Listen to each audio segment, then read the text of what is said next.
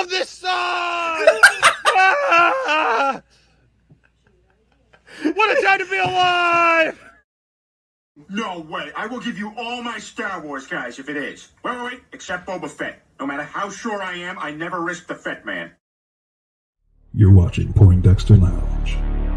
You already know. You're watching Poindexter Lounge for the unity. Poindexter, you're getting all excited.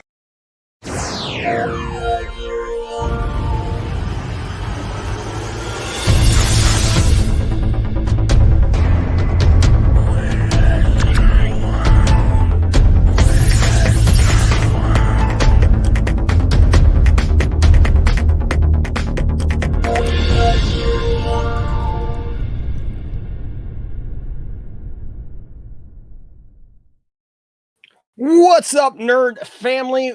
Welcome once again to the Poindexter Lounge. My name is Enosh, aka Enosh Fett, and it is good to have you with me in the lounge tonight. Hey, we're just hanging out. We're going to kick it tonight. We're going to have some fun, and we're just going to chat. How's that sound? You never know where the night may go when you're here at the Poindexter Lounge. Not a lot going on today. And so I just figured we'd sit back and have a good old time tonight. But hey, if this is your first time to the lounge, just know that the Poindexter Lounge is a place for nerds. It's a place where you and me and my crew can get together and talk about the things that we love. Things like TV shows, movies, games, sci-fi, fantasy, comic books, superheroes, toys, and so much more. And if those are things that get you excited, if those are things that get you staying up late on a Thursday going into Friday, then hey, you found the right place. You found the right. I mean, there's a lot of other places you could be. I mean, besides here at the Poindexter Lounge. I mean, I don't know. You could be over at that Junkman's channel. You could be over there. He's been sending me so many funny videos, man, lately of just stuff. He sent me a funny video of me messing up the other night. You know, my stream was all important and stuff. Going to talk about the whole new Superman movie and everything, and absolutely no sound. It's like, what do you do? Don't know that. Didn't see it in the chat. You know, it was too late. So what are you going to do? But hey, it's good to see you all here tonight. But Eddie has already left a fat dislike. Well, thank you, Eddie. So glad to know that I pleased you right out the gate with this call-in show. But hey, look, I'm glad to have you here. And glad to be making my camera go in and out of focus there. Hey, welcome. All right. So glad to have you guys here tonight. Tonight, hopefully we'll have some fun. And we always do here around the channel. You never know what might happen, who might show up, what might be said, what might be done by the end of the night. That's how we roll here at the Poindexter Lounge. And sometimes you got to wait all 4 hours, man. You got to be there to the very end, or at least, come back, check it out, whatever. Because I tell you what, last night we had an amazing panel and an amazing discussion about movies and, the race of characters and just lots of good stuff. But hey, if you like just having nerd conversations and like having fun, you found the right place. So please hit that subscribe button as well as that notification bell. And also, give us a thumbs up. Give this video a thumbs up. I don't say that enough. You got to give the video a thumbs up so that people, so that YouTube goes, oh yeah, that Enosh guy. Yeah, we like him. He's all right. Maybe, a couple people like him or something, leave him a thumbs up or something. Might be nice, but hey, glad to have you guys here. As always, just want to say thank you to all of our patrons. You guys are great. And let me get Eddie's comment out of there, that big fat dislike. Hey, thank you to all of our patrons. We appreciate you guys for sure. And of course, not just our patrons, but also all of our members. Thank you to all of our members. You guys are fantastic as well. We appreciate all of you. And we are grateful to all of you for your support. And don't forget, if you're a member, you get to use cool emoticons in the chat. And, that means you get to use things like, hey, that's Tiftastic, or what else do we got in here? Do I have any loaded? The oh yeah one. I stand with Ray Fisher. There's a couple more. And so, but we have the ability to load 2 more new ones. And we would love for you to be a part of helping us decide exactly what 2 new emoticons we use. And all you got to do is send me an emoticon. It's just got to be square, and it's got to be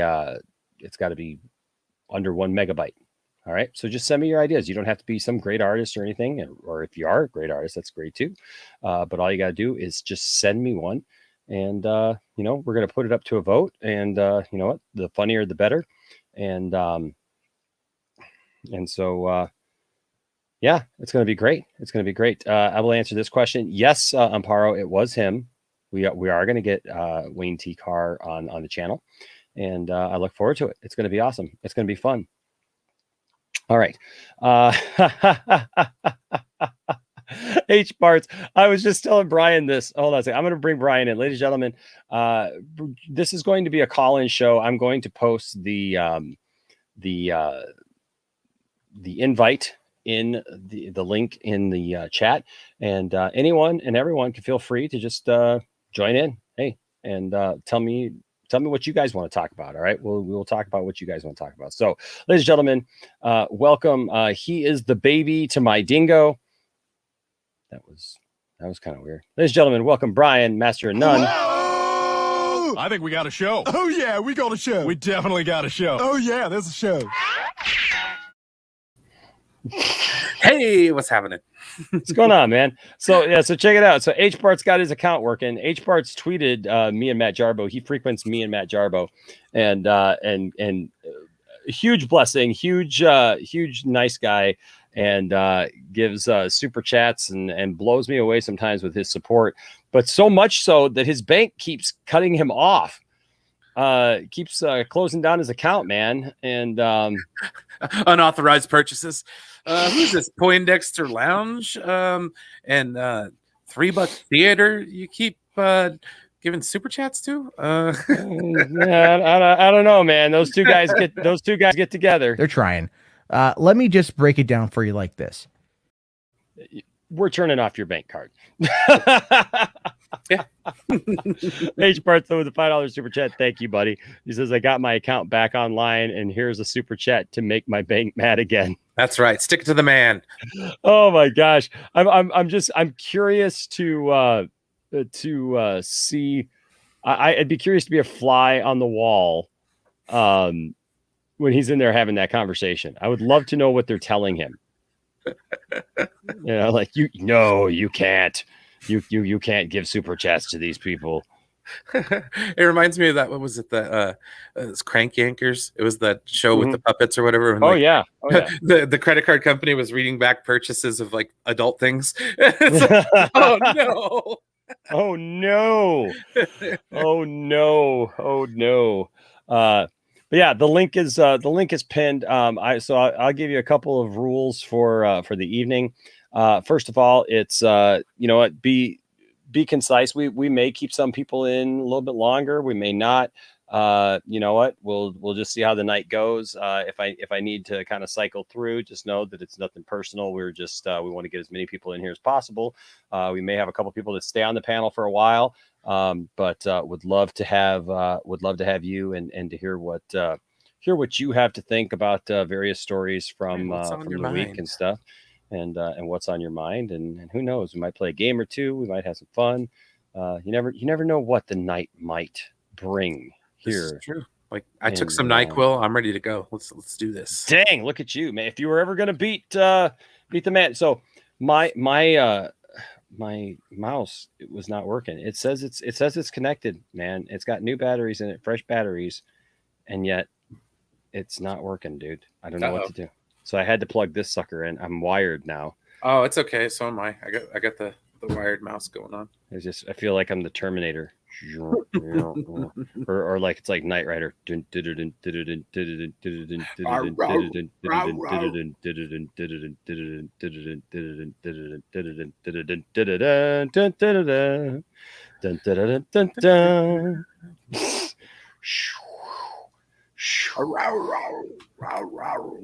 Nice. Yeah, so dude, hold on a second. Tis I surrendered the bank. What is a super chat? What is that exactly? What is that exactly? And how and why do they range anywhere from $2 to $100? It's like according to your recent purchases, it seemed out of sorts. Yeah. Yes. Yeah. Yeah. What's new with you, bro? Yeah, we might get it done. Yeah. What's new with you, man? Oh, what's new with me? Just honestly, it's mostly work. Work, dealing stuff, hanging out with my friends on YouTube, having a good time, man. That's basically where I'm at, you know. Today was a good day. A little bit lack of sleep, but that's all right. It's my problem. Yeah. Hey, man, you know what? I don't even know what sleep is anymore. Yeah, I was gonna say you got the night line going. I wake up at like 3 a.m, you know, Pacific, and you're still going. I'm like, is the sun coming up where you're at yet? Yeah, you know. It's the Enosh all nighter, man. It's all good. So I got a couple stories that I'm finding, and Nice. we'll talk about a couple interesting things, including the release, the Schumacher cut, dude. Are we getting ground on that, or? Apparently so. A writer from the Batman Forever writer has seen the hashtag release, the Schumacher cut, and says a renaissance is coming. Wow. Yeah. I don't know, man. Like, just to see that movie not so campy, I think, wow, it'd actually be something. Yeah, and then Tom Welling made a comment this week about how he would want to play Superman opposite of Robert Pattinson's Batman. Like, what? What? What I'm saying, man. So the Smallville verse is part of the Batman verse now. Is that what's going on? Dude, we were talking about this last night with all the multiverse and everything, and it's like, what?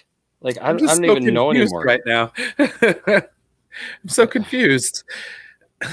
I'm so confused, like with how this all fits in, and also I'm really confused with like why Tom Welling would want to play Superman opposite him, like Robert Pattinson. Like, why? Yeah, that's just kind of weird to me. Well, didn't he have like a problem like actually being Superman?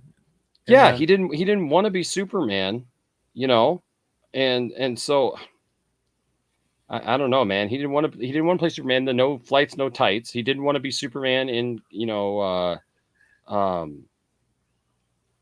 Crisis on Infinite Earths, and so now now apparently he said this.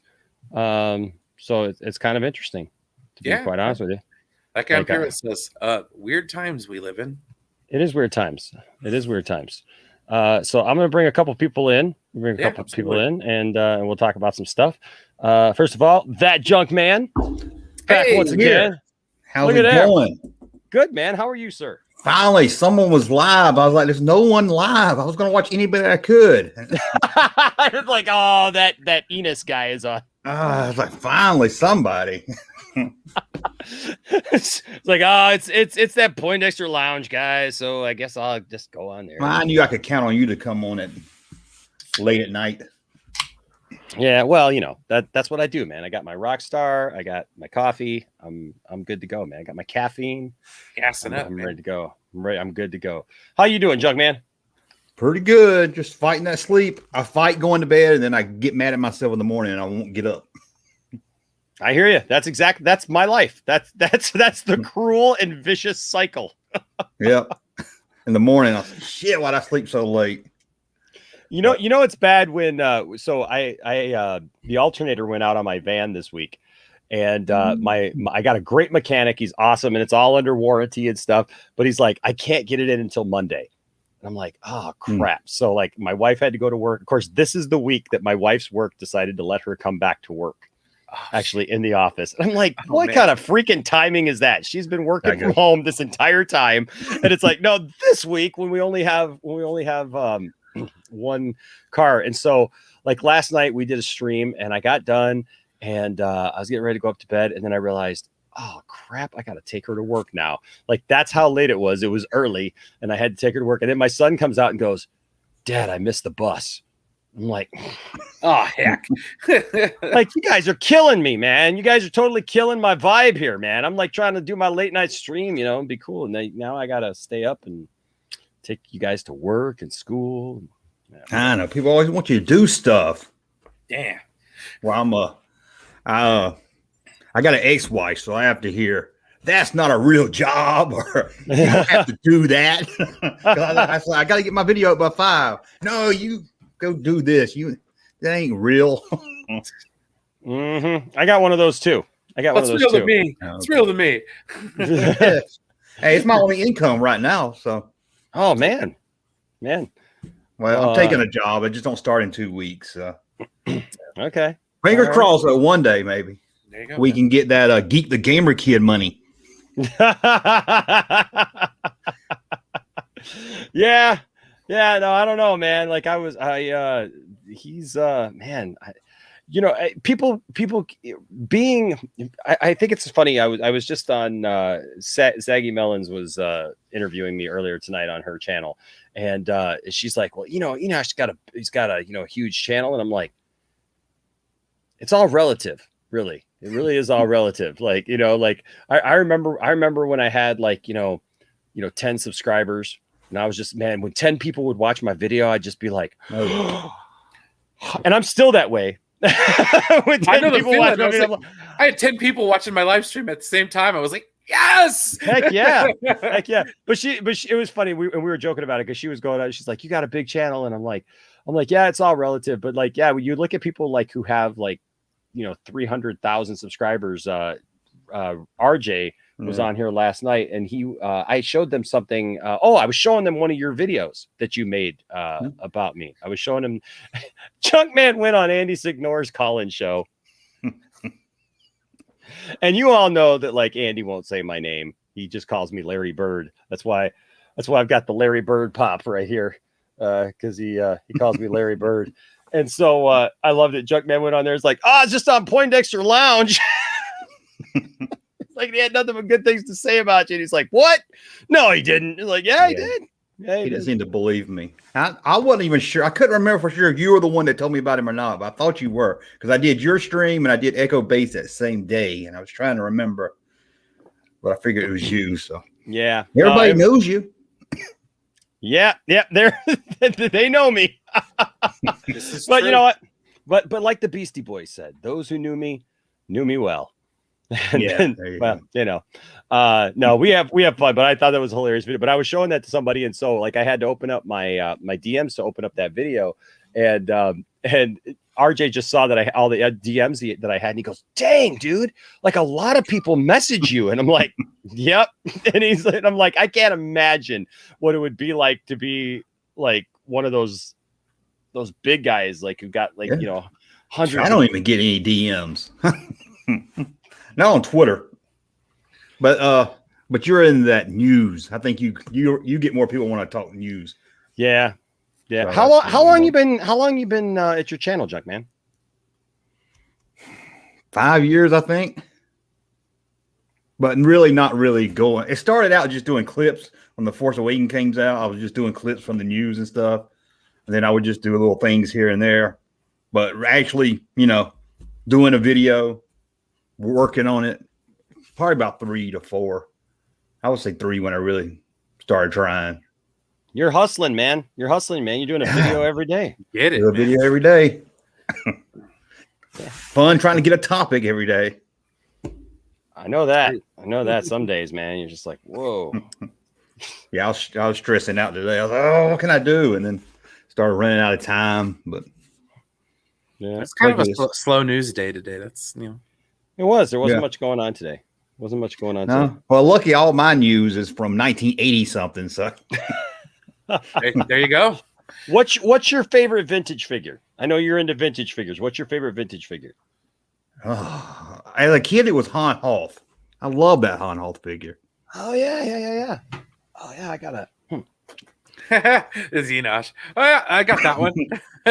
Mine's over there. Mine's over there, so I can't brag and go get it. Oh yeah. Here we go. I got a little Oh, hawk. I was to say that's yes. I got the holster that works. Yep, I got the holster. I always liked Luke, except for when I was a kid. I hated his scarf here on his head, and so I literally bit it off. God.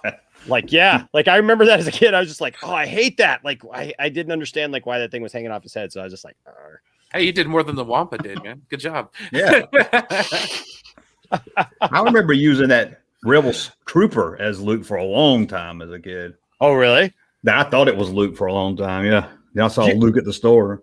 Dude, see, that's why I love you, man, because you have the same type of memories that I have. It was like when you didn't have all of the toys that you wanted as a kid, but some toys would just sub in as other toys. Oh, yeah, you had to. Or if it was a character they didn't make or you didn't have it. Mm-hmm. Yeah. That was those were the days, man. You just sub in a toy for another toy. Be like, this is that toy. Like when I was a kid, one of my favorite things was Uh-oh. You froze up. I was going to say I used Darth Vader to helm the Enterprise. Enterprise. All right. There you go. All right, I'm back. No, I was saying I really loved do you remember Silverhawks?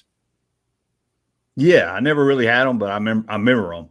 I had one Silverhawk. I had Quicksilver, the main guy, but that was all I ever got. But I had my Voltron guys.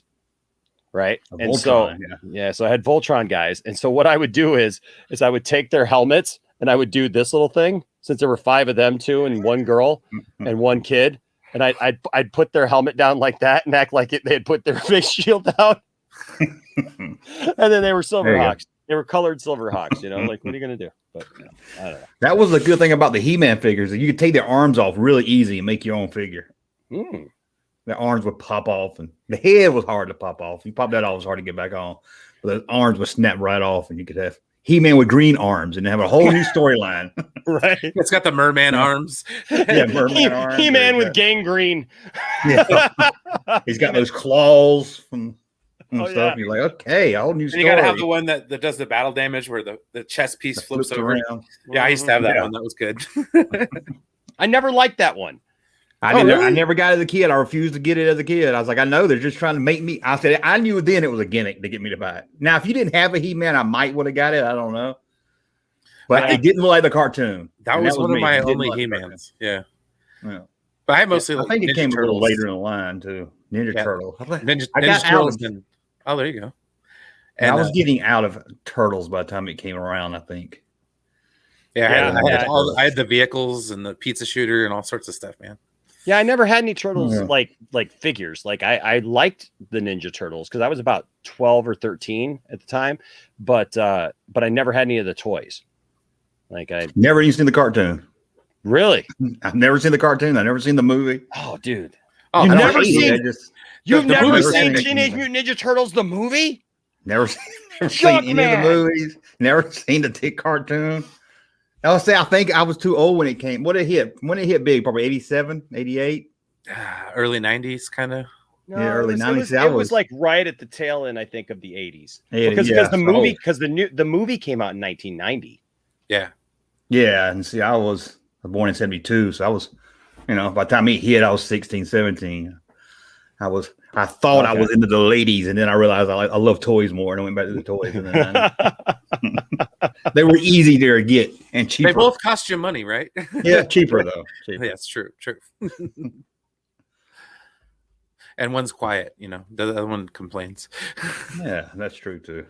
Oh, First Contact poster behind you. That's smart man. Mm-hmm. Oh yeah, my favorite Star Trek movie. Mine too. Mm-hmm. Yeah, people always like Wrath of Khan. I was like, no. What, Brian?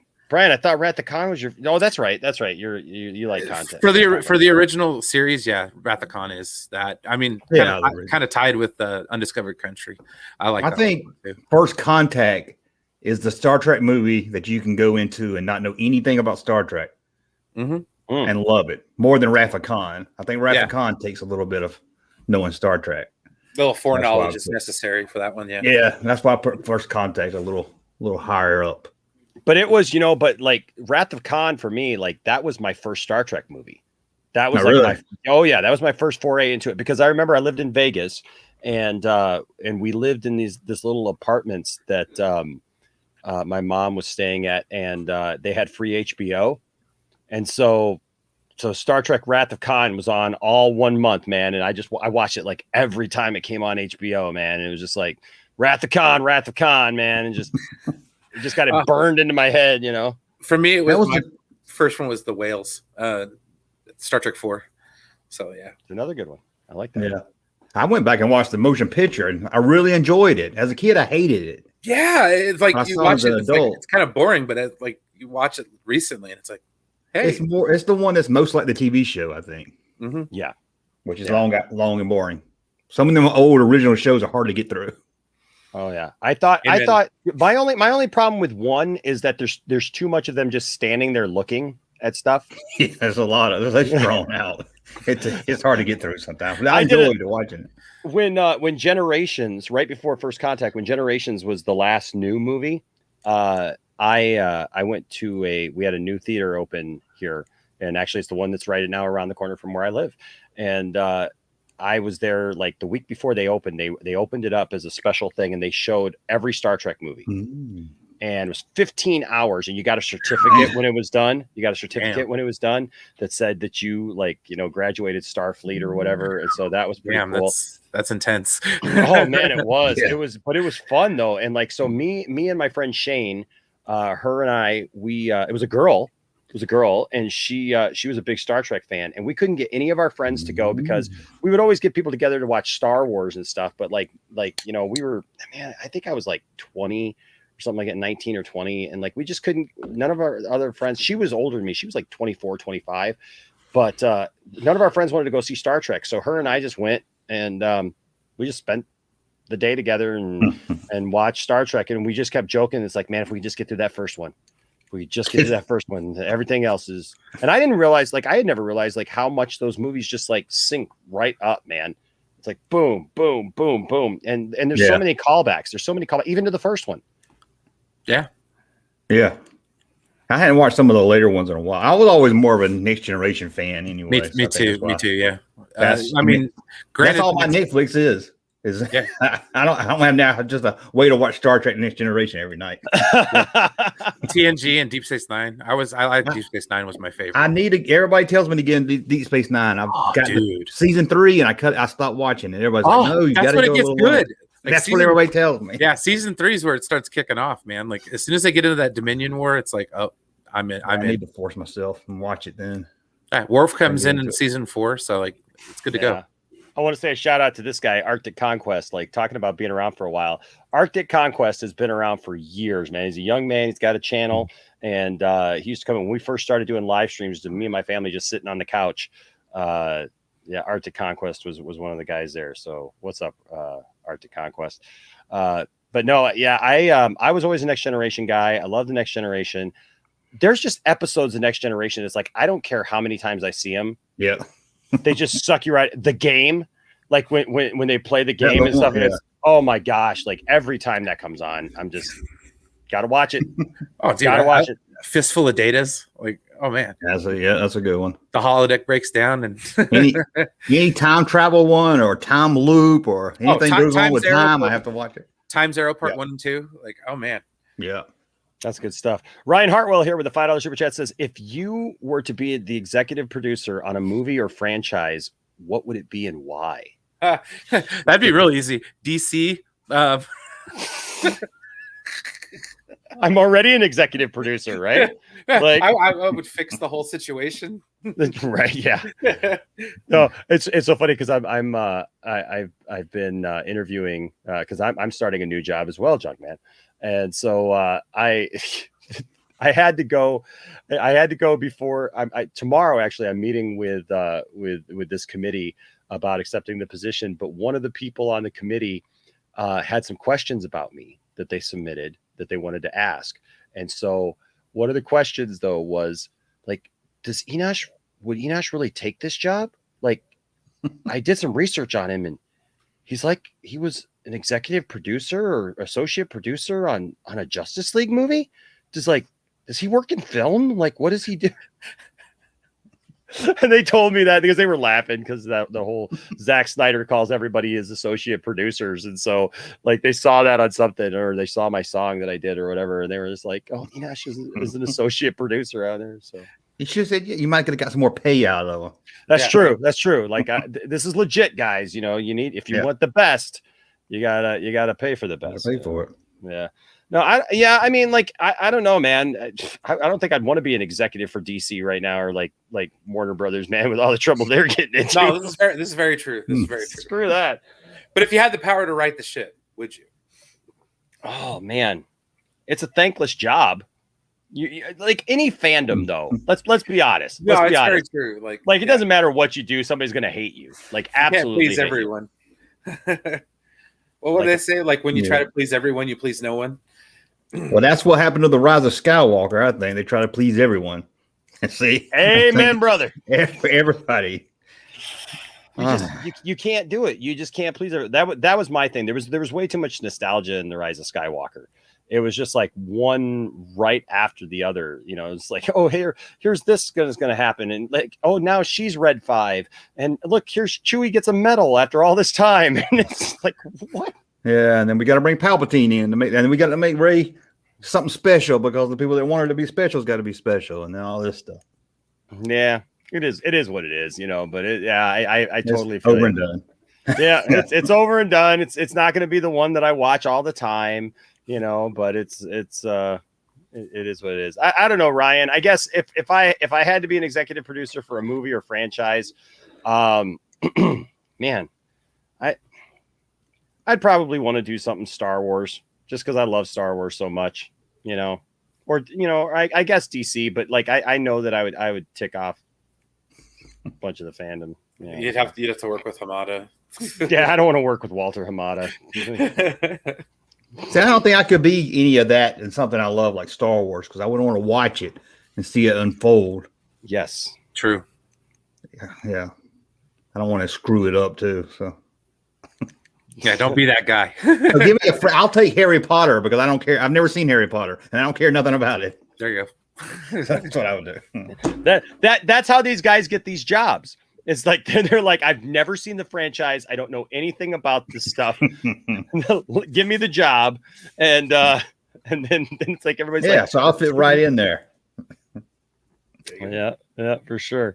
No, just looking at some of this stuff. But yeah, I can't believe, man, you never even watched the Turtles movie, man. That first Turtles movie. Hey, it had Vanilla Ice in it, and I'm not going to see that. Well, that was the second one. Yeah, that was the second one. That was, okay. That was the second one. No, yeah, like even that though was kind of funny.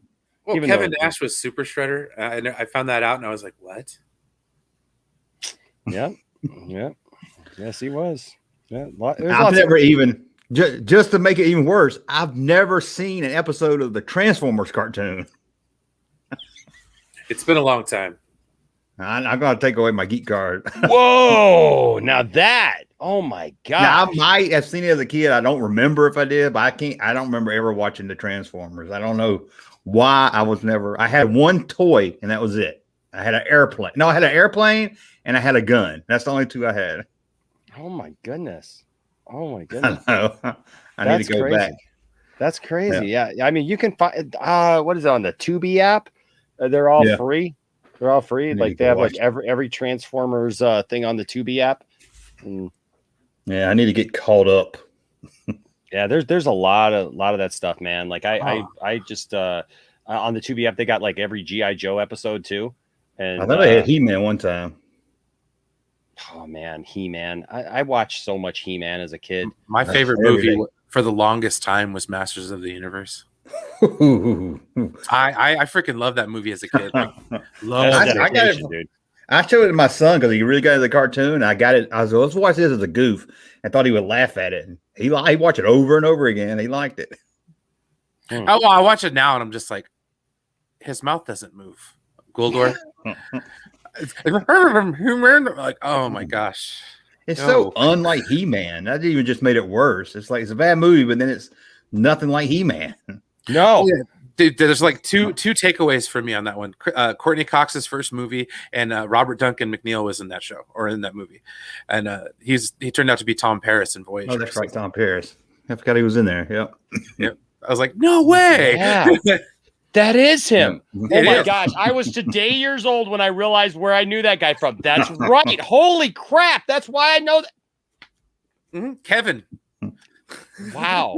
Yeah. Wow. Well, and Frank Langella or whatever his name is Skeletor. Like, I got to say, like, he was a good Skeletor. He was a good Skeletor. Yes. Perry White, man, in Superman Returns. That's right. Heck yeah. That's right. I liked him as Perry White, to be honest. Heck yeah. Oh yeah, he was good as Perry White. He was good. Not as good as Jackie Cooper. Oh well, Jackie Cooper. I mean, Or the original. Yeah. That's going back there. But no, Lawrence Fishburne's good too. Lawrence Fishburne. I love Lawrence Fishburne as Perry White. Actually, like I don't know. He's just crime wave in Gotham. Next thing, water is wet. There was just so many movies. Like I remember, it's weird because like as a kid, I remember. I mean, like I watched so many movies in the '80s that I probably had no business watching. Oh You yeah. know? Conan the Barbarian. Conan the freaking barbarian, man. I know what you mean. Yeah. What the heck? I haven't seen it. I can't hardly remember much about it, but yeah, I know what you mean.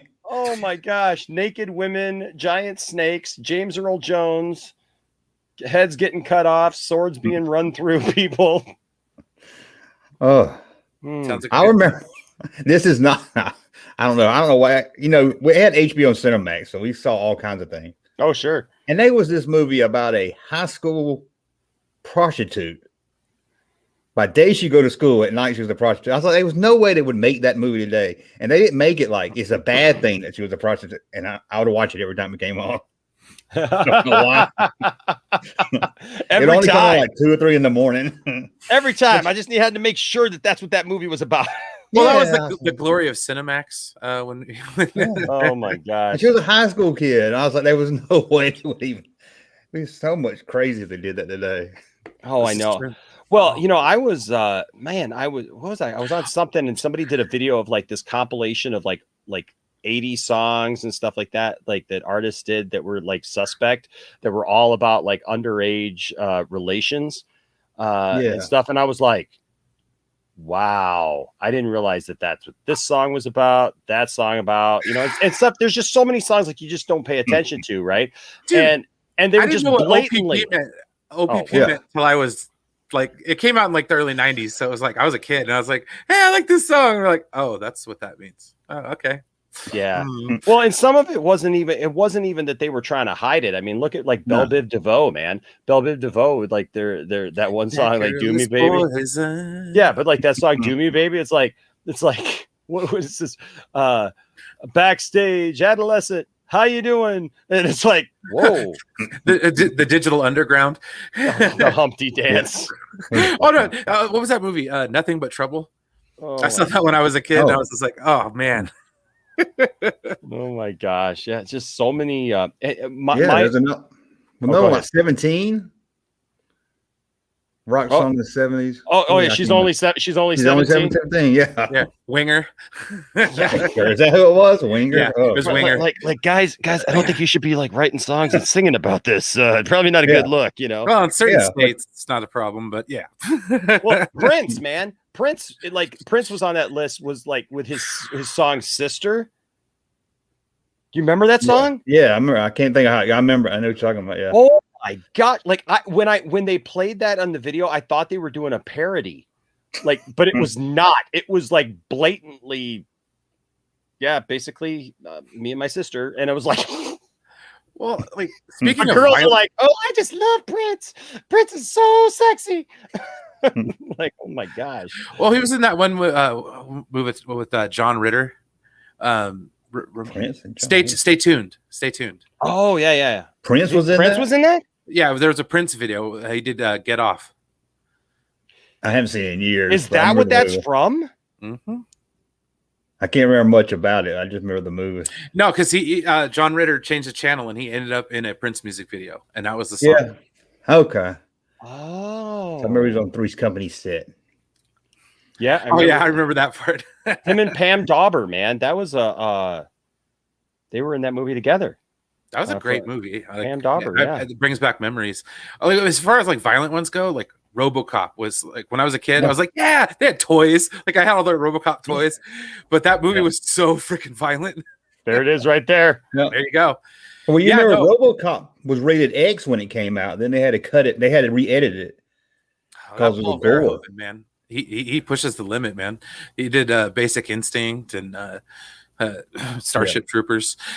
Kind of fell off with Starship Troopers. Yeah, Showgirls. Yeah, man. They had they had toys. They made cartoons and stuff. They made a cartoon of Rambo. Yeah, Rambo and Police Academy. I don't know how Police Academy was until I watched it recently. I was like, man. Oh, I gotta love Bobcat Goldthwait. Oh, he's great. Yeah. And they would never do some of them jokes they do in Police Academy today. Dude, never. Revenge of the Nerds. Like, there's no way that they would get away with making that. Not that whole ending scene. No. Well, he sleeps with a girl with the mask on, and she don't know who he is. Yeah. Nobody cares. Wow. Like, okay. Not non-consensual. Dark Knight here says my dad is a Prince impersonator. Careful on talking trash. Wow, dude, man. Purple Rain's still up there as one of my favorite movies. Like, yeah. Oh yeah. It had Morris Day in the time, so. Yeah, man. Growing up in the 80s, there was nothing like growing up in the 80s. I don't know, man. It seems like we had, I mean, you know, the late 70s, early 80s, we had the best of both worlds because we grew up still at a time where it was like we could go out, ride our bikes literally all day long, come home whenever, you know, when the street lights came on. It was like that in the 90s too. I mean, that was my prime time as a kid. Was it? The 90s, yeah. Early 90s. I had a good 20s in my 90s too. I had a really good 90s. But after the 90s, it's just everything's so boring now, isn't it? Yeah. Hey, my son, his friends come over and they just sit there on the computer. Yep. Play games. Go to your phone. Just kind of. I never seen anything like it, man. My sons, like they had my one son had like 3 girls over, right? And like I walked down into my living room and there's like 3 girls, all 3 of my boys, and they're all just sitting there. Nobody's talking to each other, and they're all just. Yeah. And then one of the girls like messages, you know, my son something, and they're like, "Oh, ha ha ha ha." Yeah, my daughter was like that. Her and her friends all be texting each other. Yeah. Like there are girls here. Talk to them. I don't even know if they date anymore because my son, none of his friends got girlfriends. He don't got a girl. My daughter was in high school. She didn't have a boyfriend. None of her friends had a boyfriend. I was like, that's all we wanted back then was the date. True. Now, the only thing I remember the most about was Kurtwood Smith being in RoboCop, and he was the president of the Federation. Oh, that's right. Yeah. In Star Trek 6. So it's like, and like Red Foreman. So I'm just like, wow, that's some range. Red Foreman. What did you think of the reboot of RoboCop? I didn't hate it. I mean, I like the guy who played it, Rick Flag or whatever. Joel Kinnaman. Yeah, it was okay. It wasn't bad. I wish they did more of a sequel reboot, maybe tied it into the first one, not just get Peter Weller back. Yes. Yeah. Or just allude to it. Hey, look, we did this before. It didn't work, but we're going to try it again. All that did throw in a couple of lines and redo the story a little bit. Yeah. Yeah, no, man, that was so good stuff, man. Such such good movies, films that will just like live forever. I mean, like look at like, for example, like Back to the Future, like that whole thing. Like they just don't make movies like that anymore. You know what I mean? That just stand the test of time. It doesn't seem. I mean, no, that's my problem with the Marvel movies. Everybody loves, even the ones I like. 2 days later, I can't tell you anything about it. Yeah. Yeah. I mean, I liked Ant-Man. I can't tell you anything about it. I like Ant-Man too. Yeah. But a lot of them, I just go see them. And it just seems like a bunch of action. And then by the time I get to the parking lot, I can't remember. That's right. He did. Yeah. What I liked. So here's what we're gonna do. If you guys are down, we got a couple people in the back, and bring them in and let them tell us what's on their mind. That's kind of the idea of the call-in show, to let people tell us what's on their mind. And just so you know, I see some of you guys back there who are regulars, and I love you. You all know that I love you, and I always appreciate you guys jumping in. But we do have some new people in, so I want to give people a chance who are the first time, that they've been here and stuff. So we'll try to get to. Do I need to go to give you some room? I No. don't wanna hog up your You're spot. fine. No. I actually, I got the I can have like 10 people in here at once. So Ooh, you're paying for Mr. Money. no, I was just like, I got tired of it just looking like crud. Yeah, And I like all my almost bought it the friends, other and day. every my friends were looking good, and I was just like, oh well, okay, I'm gonna commit to this. I'll go ahead and do it. So just you got to do what I got. I don't have that many guests, so that's why I didn't buy it yet. Yeah. When I didn't have many guests, I didn't either. Here's an interesting one. I don't remember this. Says Enosh, do you remember the board game Nightmare from the late 80s, early 90s, where you needed a VHS to play? It was so creepy. I remember some games like that, but I don't remember Nightmare. the Star Trek: The Next Generation one. There was a I know VCR play Star Wars did one too. Yeah. Yeah, I don't remember that. Nightmare. I don't remember that one exactly. No, but Mm-mm. but yeah, I remember video games that board games that you had to have a VHS, and you do fun stuff like that. All right, well, I'm gonna bring in our first guest. See what's on her mind. See what's going on with her. Wait, you have women? We have women. Wow. Yeah, man. Girls like Poindexter Lounge. In fact, my wife Tiffany, she's gonna be hosting an all-girl night here at the lounge. Where I might have 2 or 3 in a chat, but I ain't enough to hold a whole night. Oh my goodness, yeah, she's planning a whole night, man, of like nothing but women. In fact, she was asking me, speaking of like how many people I can have in, she's like, well, how many people should I invite? And I'm like, well, we can have 10, but I don't know that you want like all 10 of you. So she's like, oh yeah, no. She's like, I was thinking like 5 or 6. I'm like, yeah, you're good. So Man. it's gonna be a fun night. It's gonna be a fun night here at Enosh. We have women.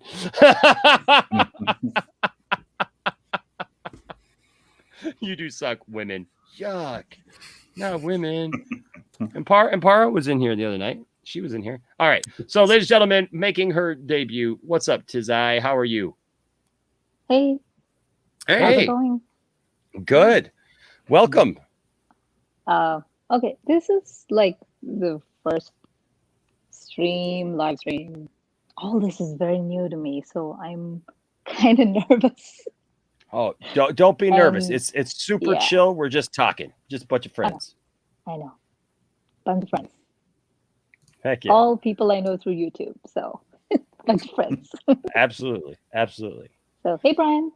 Hey. Hi Enosh. Hi. Hello, Mr. Junkman. Yes, women are Hello. here. So what's on your mind tonight? Honestly, I've been watching Zack Snyder's Justice League like there's no tomorrow because I want to find out every little single detail in the movie, like not miss a single thing. And I keep finding new things every time. So I'm obsessed. And I call my siblings and I'm like, oh, did you notice this part? Did you know, I'm their older sister. So they kind of have to listen to me. So that's kind of what I'm doing. Nice. Awesome. So, nice. Also, thank you for the Cloverfield drops, Enosh. They make me very happy. Yes. Oh, heck yeah. Yes, I know that you like the Cloverfield drops from the chat. And let's see. Hold on a second. Where is you like the where is the cocaine one, don't you? School's name is. Where is it? Where is the cocaine? Thank you.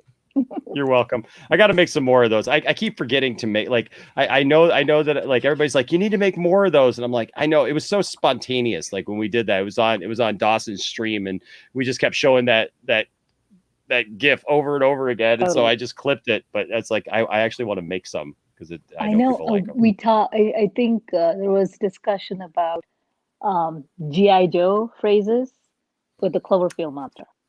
Yes. Yeah. Yes. JoJo. I love the Cobra helmet in the back.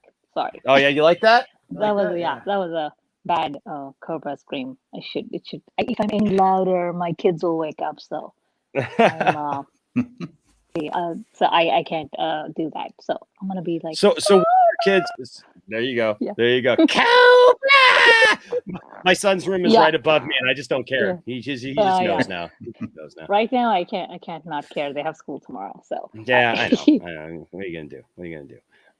So what's it like? So are your kids like into some of the same stuff that you're into, or they just look at mom and go, man, mom's into like Justice League and all this stuff?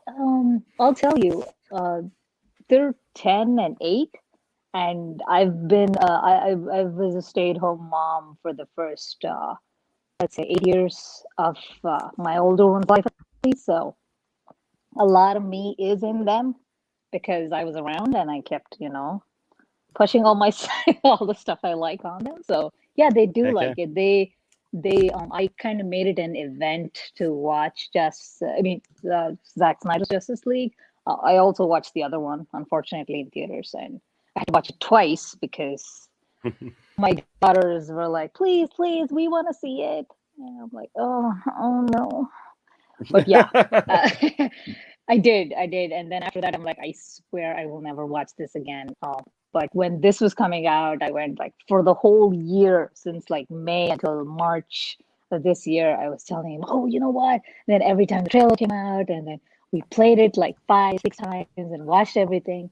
And then I told them, "Listen, this is going to be a little violent," because they never watched Man of Steel or Batman versus Superman. They were a little young then, and I wasn't like, I don't know how I can explain why Batman is fighting Superman right now, so I'm gonna stay out of that.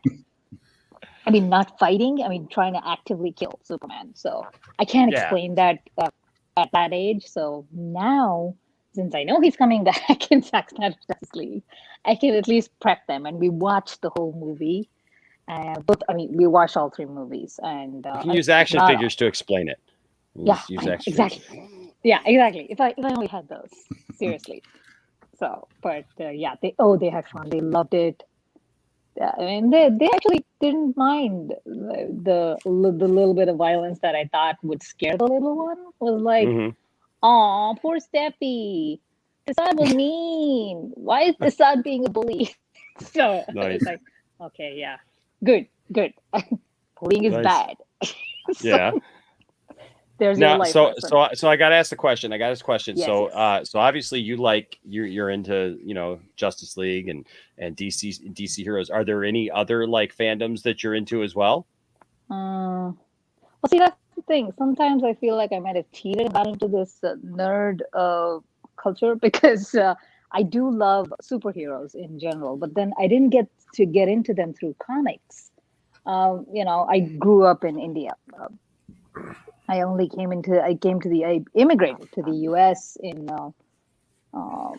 2005, so not before that. And so I grew up in India. We had all the animated cartoons come, like from Super Friends all the way up until Justice League and everything. So I watched all of those. Super Friends was like my favorite. My dad's sister who lived in the U.S. When she visited us, she had the VHS tape of Superman 2 that she gave my dad, and then we watched that over and over and over again. So I love Christopher Superman Reeve Superman was like oh my god, he can fly, kind of that feeling when that was there. And so his sister's a huge fan of Christopher Reeve. Actually, I had to convince her to give Henry Cavill a shot because she was like, no. So I'm like, no, trust me, this is good. And I kind of pushed some of the interview videos on her and said, well, look at that. See, it's an interview of him in Graham Norton show. It's funny. See, he's such a nice guy. You should watch the movie. So yeah, I did a lot of manipulating to get her to watch it. And now she likes it. Yes. Nice. I did that. Yeah. Sorry. No. I was just going to ask because I'm finding that the international community really is man, there's just such a love for especially DC characters. I mean, I just find Yeah. it's interesting to me that like here in the United States, it seems like the Marvel characters have exploded. Okay, But like will tell growing up, you with the Marvel DC was stuff. king. Yeah, look, DC is much better known. I mean, people would know Superman faster than they would know anyone else all over the world. I can tell you that. He's like Very the true. most recognized. A lot of people, maybe might not know that Superman is DC or Marvel. Spider-Man is about very similar popularity. I knew Spider-Man growing up. I watched the Spider-Man cartoons, yes. But I didn't really look at them as, Marvel and DC, or the distinctions weren't all that there. They're like superheroes, yay! So Sure. pretty much that. Hmm. Didn't really look at it any other way. But the Marvel Cinematic Universe, I mean, I didn't know who Iron Man was until I watched the movie in 2008. Honestly, I didn't get into that, but I knew all the DC roster and the villains. Maybe not the obscure ones, but at least the big ones. I got to know all the obscure ones much later, and I was so happy when I watched JLU and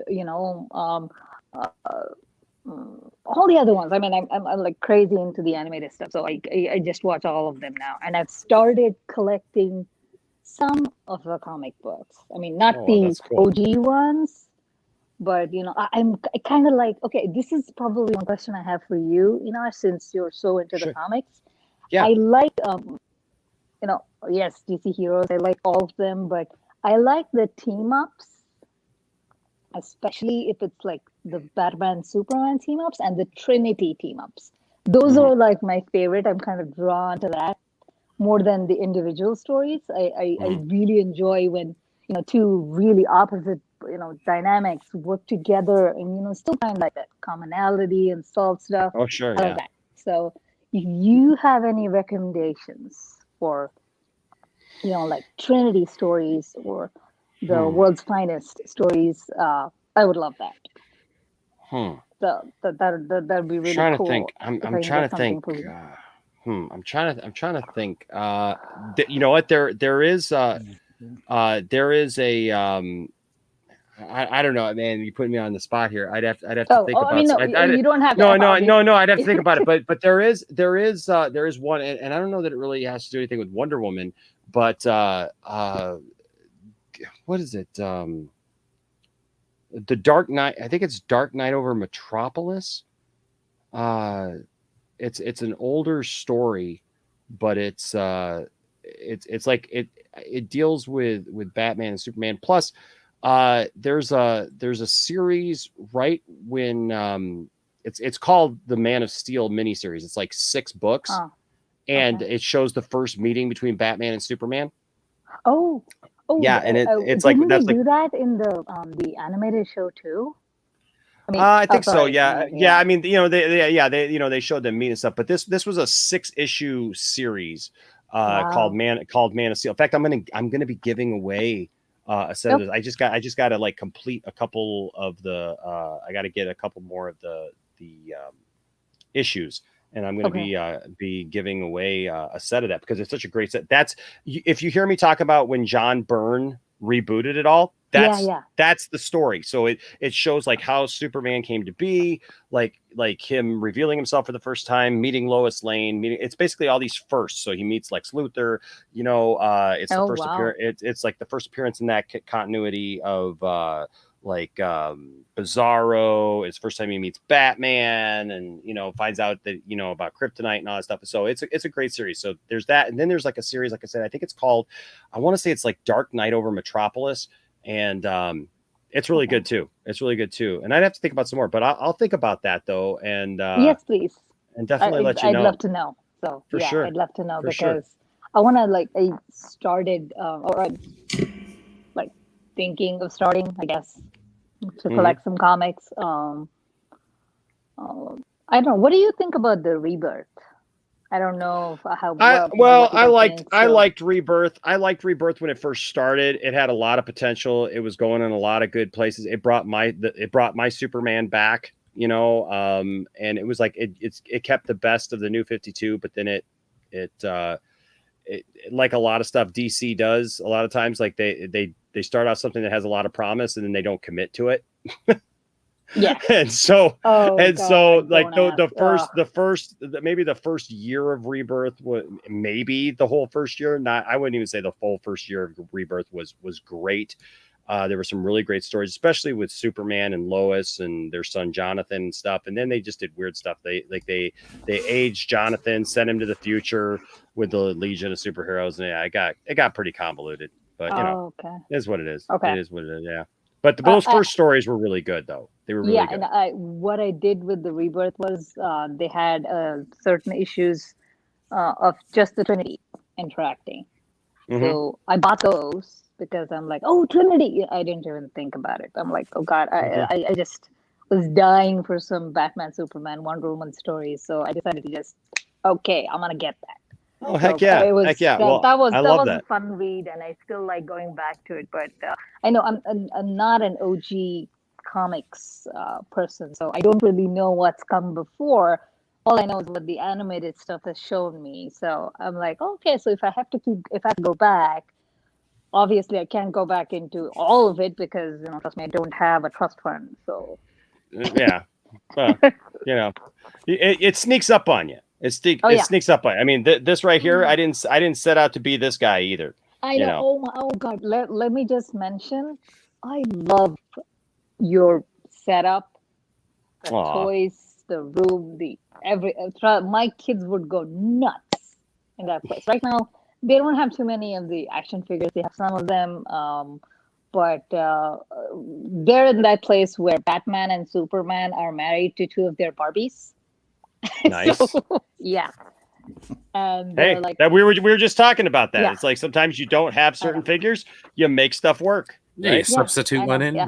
You're good to go. Exactly. So they're enjoying that, and apparently one of another Barbie is Martha, who is the mother of both Batman and Superman. So, and she's married to the Nutcracker. I don't know. Honestly, my kids do ballet, so yeah, we have a Nutcracker figure, and my kids have done ballet for years now, so they love it, and they're like so into it. And I'm like, oh my God, what's happening? Why is everyone marrying everybody else? What's going on? Well, So yeah, we're well, I just got to say, I love the fact, for all joking aside, I always love to meet women who are into superheroes, comic books, Star Wars, all those things, because and I don't know what you get, Jungman, over your place. I mean, talking about Star Wars and some of the things that you talk about, but like I get so many times that like there's been women in our chat that talk about it. They're like, they were told that they can't like that stuff, that is boy stuff. That's ridiculous. Please, the one thing you got to do to get me to do something is say I can't do it. Ha. There you go. Oh, by the way, you might kick me out now, but I never got into Star Wars. Well, hey, it was great having you here. It was great having you here. It was awesome having you here. Oh no, I just lost all my nerd cred. Nah, you're fine.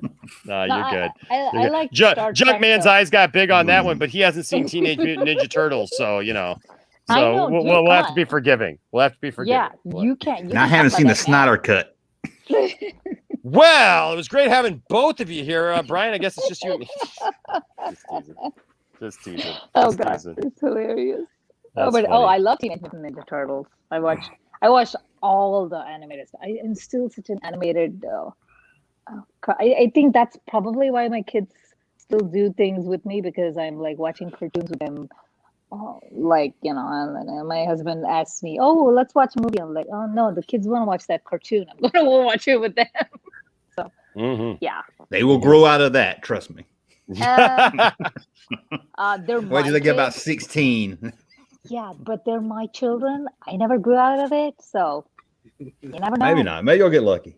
Yeah. I got pretty lucky with my kids. My kids are they're pretty much into everything that I'm into. Logan, as he's got older, he's 15 now, and he's kind of doing some different stuff now, but he's still into stuff. He's just not as active as like the other two. Landon and Yeah, I Landon and don't Isaac expect are them to full on be nerd. active in that sense, but Yeah. I like it if they enjoy at least a couple of things with me. There's still a lot to enjoy on my own, so There you go. I tend to drag my siblings in with me, whether they like it or not. And so far, me being bossy has worked out. Gotta do what you gotta do. Gotta do what Exactly. you gotta do. Well, hey, it was great having you on. Thank you so much for coming on and talking to us about your likes and stuff. And I really Thank you for having me appreciate on. it. I really Absolutely. like this. And No, we appreciate you in the last chat. thing. Great. Oh yeah, I know. But the last thing I do want to say is I wish I had found you guys earlier.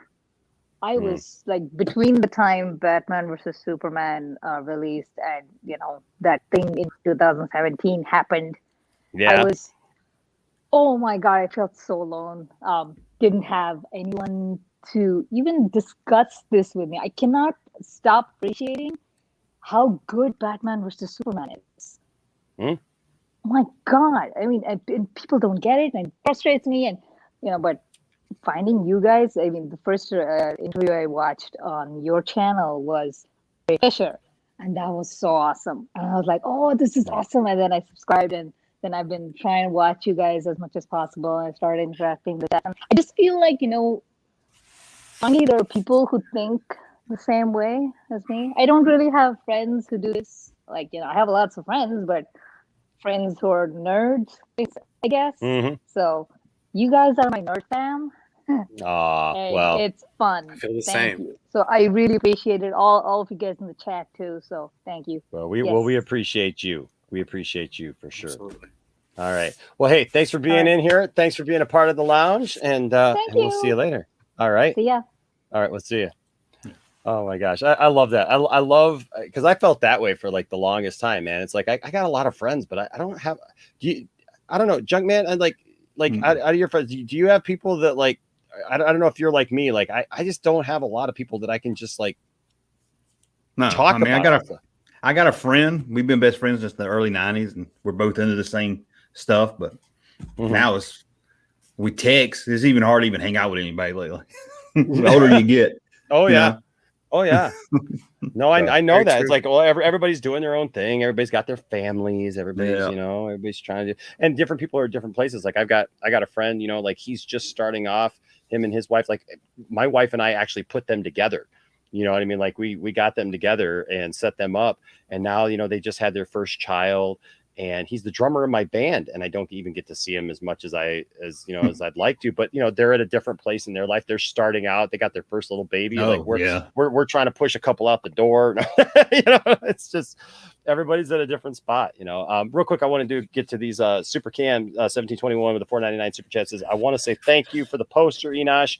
I sent you my email. I sent you an email with my info. Yes, I got that. Thank you. You're absolutely welcome, Super Cam. Glad that it was going to you for sure, man.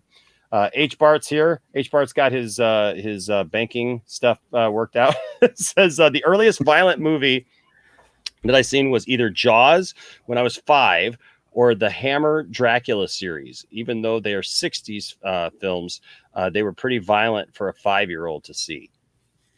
Jaws, man. Yeah, Jaws. Oh, I couldn't go swimming in open bodies of water for years. No. I showed it to my daughter and got in trouble because she wouldn't even want to go to the bathroom for like 2 days. She didn't want to stay on the toilet.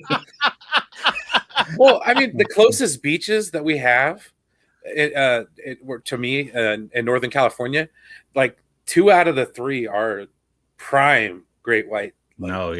Areas. So I'm like, oh yeah. It's a good thing the water's freezing ass cold. No, I don't mess around. And one of the first movies I remember going to see is, now I can't remember. Horror movie, James Brolin or Josh Brolin. Which one's the dad?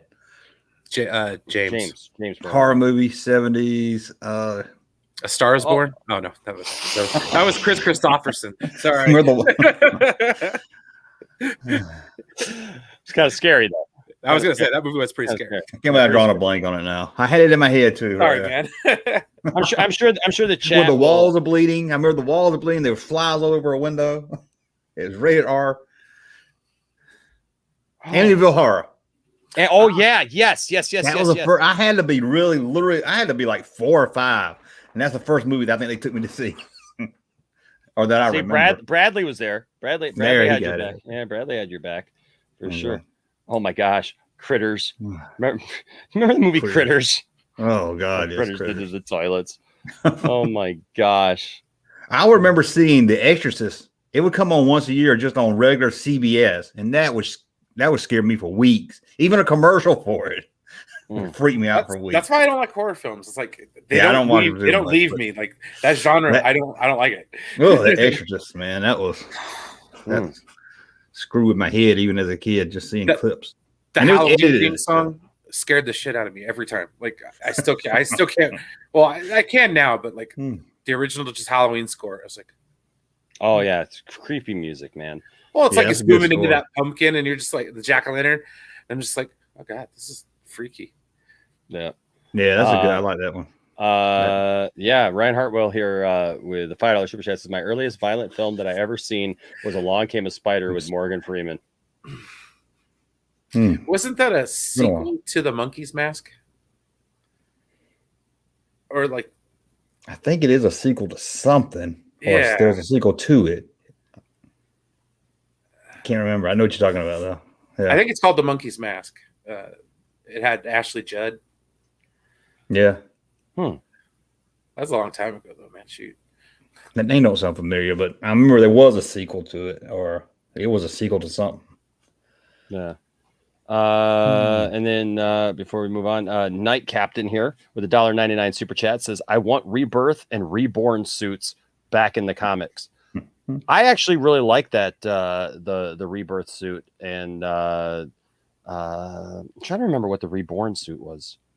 But yeah, no, I dig it, man. Thank you so much for the $1.99 super chat. Like, I liked Rebirth. I liked a lot of what they did in the comics with Rebirth, you know. And then they just did weird stuff. They did weird stuff, man. It's like when you out, you know, Clark Kent as Superman to the world, it kind of gets weird. But you know, it's comics. They always just, you know, it's around for a few months. And then, you know, they're like, oh, this isn't working. Let's reboot the whole thing. Oh, okay. Just redo the whole thing. Redo the whole thing. Kiss the Girls. That's the movie. Kiss the Girl. Yes. That's all. Yep. That's it. Yep. We got another lady. We got another lady who's been talking about coming in. Yeah, I know, man. It's ladies' night here. Yes, girls like movies. They just don't like old toys. My wife loves old toys. I mean, I'll tell you what, man, we go shopping for stuff all the time, and I just love it. She's like, every time she finds something at like some old antique place or whatever, she'll bring it up to me, and I'm just like, I love you. Oh man, I love you, ladies and gentlemen. Welcome to the channel. I'm sorry, what were you saying, that junk man? I said maybe I didn't do more Cabbage Patch Doll videos. What's up, Stella? Oh my god, you're picking me. Yes, you're on. You are on. You're the next contestant on The Price is Right. Caller number 9. Come on down. Oh joy! I was just like, oh, I get this thing to work. Yeah. But how are you tonight, Stella? Welcome to the lounge. Your first time. Not too bad. Nervous just as Siri. Forgive me if I mispronounced your name, because I was trying to figure this thing out when she was Enos on. But yeah. Oh no, not Enosh. I mean Siri, the one was on before me. So. Tis I Siri. Yeah, Tis I Siri. Yeah. Oh, but. Sorry, nervous as hell. Oh, hey, nothing to be nervous about. Nothing to be nervous of. Oh, here's a good one. This one gets a lot of people. H Bars with a $10 super chat. Scariest film of all time for me was Arachnophobia. Still scared of spiders to this day. I want to rewatch the film, but I can't even stand seeing spiders. What about like Pet Cemetery? Like, I can't go by like an ancient burial grounds and be like, Wait, Don't wait, move hold. to Australia. How many ancient burial grounds are you just like walking by? I grew up in gold country, dude. So there was a lot of like little Like- ghost towns and stuff like that. That and, just like, sounds funny. It's like I can't even go walking by Yeah. ancient burial. Like he don't even know grounds. he's there. He looks down, sees a headstone, and then, oh shit, where was I? ancient burial grounds. No, it's just a rock in the middle of nowhere. Yeah. Well, that's one thing we learned from like 80s horror movies that apparently building your house on ancient like Indian land was a problem that you were going to have to deal with, and the ghosts that would come back and haunt you for it. That's awesome. Yeah, arachnophobia, man. I haven't seen that one in years. Oh my gosh, I hate Jeff spiders. Daniels. I hate spiders. Tiffany won't even like. Tiffany's a hard chick, man. Tiffany will like take down some stuff, but my gosh, man, spider, nope. Like she'll see the smallest of spiders, and she's like, Enosh, you got to deal with that. And I'm like, I have seen this woman like do stuff that's like. She owns all the tools in our home. She literally, man, she built her own workbench. Like, like she's out there. Like this last weekend, she just bought a new gazebo for our back patio, and like she's like drilling it into the concrete and everything. She's got the bits and everything. She knows exactly what she's doing. She's got Landon out there doing it. Hey, I got a 3/4 inch lag bolt. Going to stick it into the. Exactly. That's my wife because of her dad and stuff. Now I got out of doing any of that stuff because I think I broke my toe. And so I wasn't out there doing that, but but Tiffany, man, when it comes to spiders, heck no, does not work. Oh, I broke my toe. I've got to go sit in my toy room. I gotta go sit in my toy room and play on the internet. Yeah. Have fun with that gazebo. Okay. Hon. I can bring you some lemonade if you're thirsty. Yeah. When you get done with that, will you fix me a hot dog? I'm hungry, Mom. Well, But there's a spider there. No. oh yeah, there's a spider there. Oh well, I'll take care of the spider, babe. I'll get the spider for you for sure. I got this. I got this. I'm gonna be manly and come out and take care of the spider. Got my broom. Let's do this. Oh my gosh. Do you guys remember? I don't know why this just popped in my head, but do you guys remember a TV movie called Alligator? Yeah, that's when they put it. They flushed it down the toilet and it got in the sewer system. Yes, that movie ruined me as a kid. Like I was already scared of like going into water, because of Jaws. But in Alligator, the alligator actually gets in somebody's pool and like eats a kid, and freaked me the heck out. I found it. It's on YouTube. It's pretty ridiculous now. Oh, it's crazy. It's stupid. But at the time, I again as a kid, I thought that like alligators in the sewers was going to be a problem. Growing up, I thought that we were going to have. Yeah. Well, what's up, Stella? Welcome to the lounge. What's on your mind tonight? Been meaning to ask about the Restore the Snyderverse stuff because I caught Lightcast in the Cultured Nerd last night. Okay. And they say they had some stuff. I do recommend that if anyone wants to give it a gander, do, because it gave me a lot of hope that with Emmerich gone, it's like things can happen and faith might be restored with Warner Brothers, because if everything's pointing at Emmerich, once he's gone, everyone else will go, and we just have to be patient, and Zach will be back. So yeah, that's what I'm hoping. There you know what, there's always hope, and yes, it's Cherie. There it is. Yeah, Cherie, thank you. She posted. Was it here she goes. She posted right here, Cherie. No worries. Thank you. No worries. I'm a stickler for that too. Like I really try to get people's names right. I mean, because my name is Enosh. Cherie. Thank you. Yeah. Not the tow truck. Me for? Not the tow truck driver from Dukes of Hazzard. No, no, no. Cousin Enos. Enos was a deputy. Enos was a deputy, and he got the girl. You thinking about Cooter? You're thinking about? Oh, Cooter. that's right, Cooter. Yeah. Yes. One hell of a name right there. Well, yeah. But yeah, no. My thing is. Yeah, anything is possible. at this point, you know, and it's Mhm. weird. It's weird the possible shakeup over there with Emmerich. You know, it'll be interesting.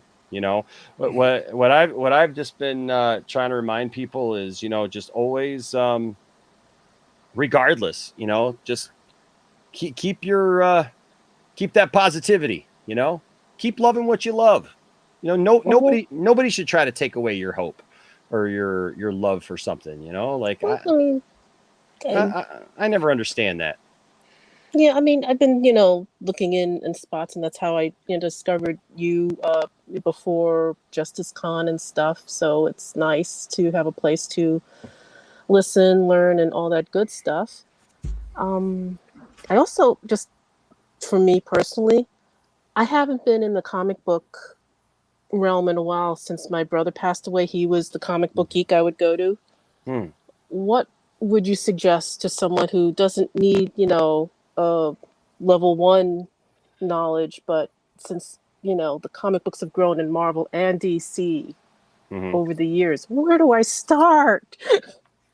Well, That's my issue too. I'm like, there's so much to choose from. Like, yeah. Well, you know, I guess it depends upon what you like. You know, who are your favorite characters? Yes. Yes. So all of them. Okay. So, Yeah. well, you know what, then you know what's a great story? I'll tell you what's a great story. And it's a really easy place to start. And you can actually, I just gave away a set of it to RJ, who's on the show all the time. I just literally gave away a set, and that is The Death and Return of Superman. That's a great Mm. place because you know what? That whole story, uh, it deals with literally everybody because it starts off, you know, it introduces Doomsday, but Mhm. also in that Superman doesn't just fight alone.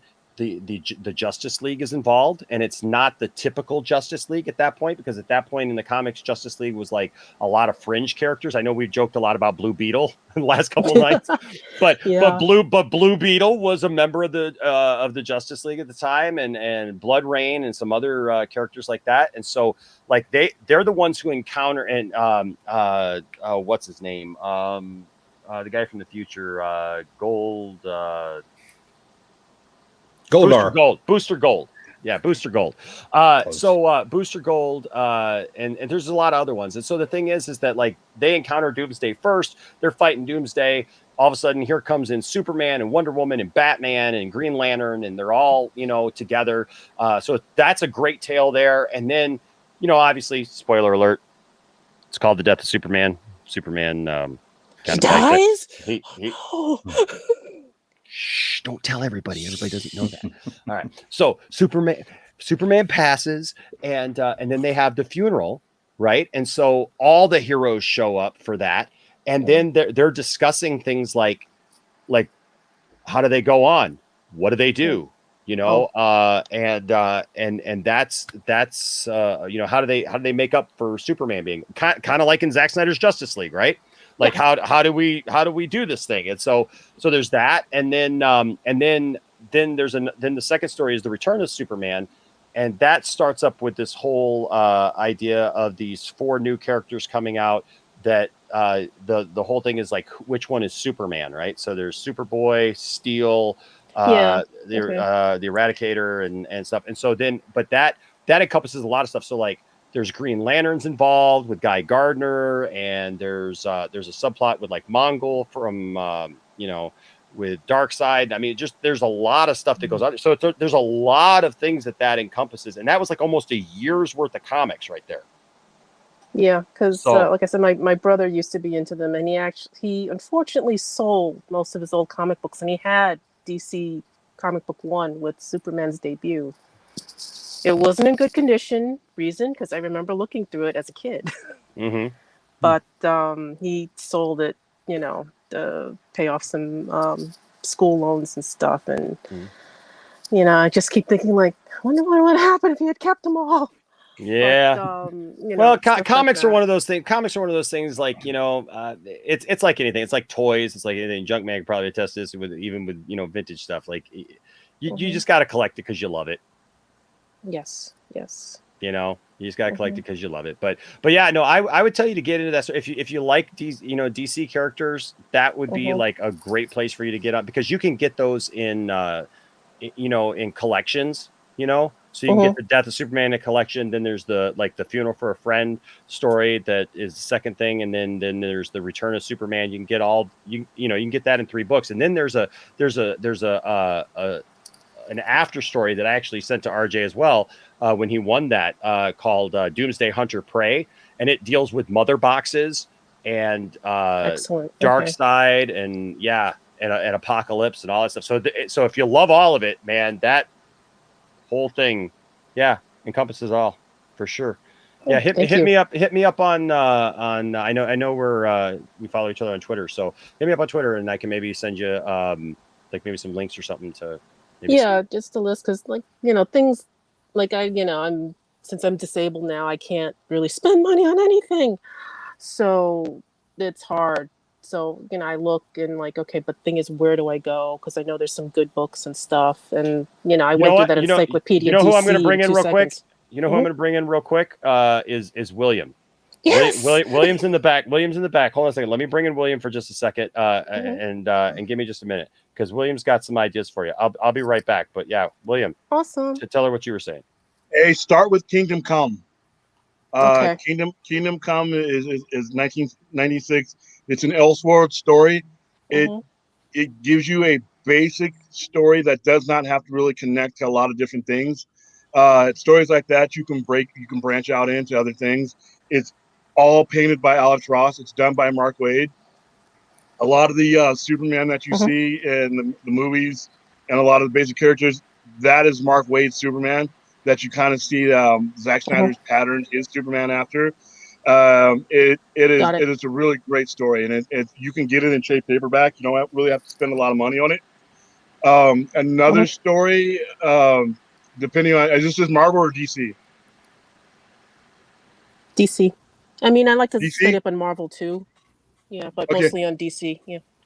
If you stay on DC, there's something that Enosh also brings up.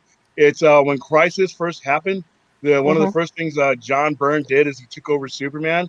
But there's a storyline in there that does a lot of explaining about Superboy, alternate universe, and it's the storyline where Superboy dies, and it's in Action Comics 591, Legion of Superheroes 37, and Action Comics 590, and that's where you get to see the Pocket Universe and a couple of other different characters that get released in there. That's a really good storyline because it's just before they started ruining the whole thing with a bunch of reboots. That's why it's really hard to recommend certain things because certain things are invalidated by reboots. So there's a lot of stuff out there. But if you had to start with something, start with Kingdom Come. That's what I recommend to everybody. And then after that, The Dark Knight Returns. Yes, of course. Those are ones you can read. And depending on how hardcore you want to go as far as violence and everything else and tone, then go right into the Killing Joke. Of course, William's going to go for the violence. We established that a couple episodes ago, like that. William is big on the violence. Well, when it comes to DC, it's their calling card and it's what they're good at. It is what but let's say you can't go wrong with any of the major Batman stories. But those 3 storylines: Kingdom Come, Dark Knight Returns, and then if you just Google the death of Superboy, it'll connect you to all the issues you need. And that story also leads to another story where ironically Superman kills for the first time and because those Kryptonians come back. So that once you start with those storylines, you'll see all kinds of suggested stuff, but start there, you should be fine. Oh, awesome. Thank you so much. Awesome. And Brian, you're hanging in there? Yeah, I actually got to bounce soon. I took a NyQuil before the show, so that's Brian's pre-show workout. That's it's kicking in. I'm gonna go on the Poindexter Lounge. Right. Let me looking sharp. He's glowing tonight. If you want to play Jeopardy, I think he's going out on a date. Effervescent. So Brian, what you're saying is you're not at your Jeopardy best right now. Whatever. No, honestly, I don't have time for Jeopardy tonight. No, I know. No, I'm saying you're not at your Jeopardy best because you're high on NyQuil. Never stopped me before. No. NyQuil's a party, baby. No, just kidding. Oh my god! Wow.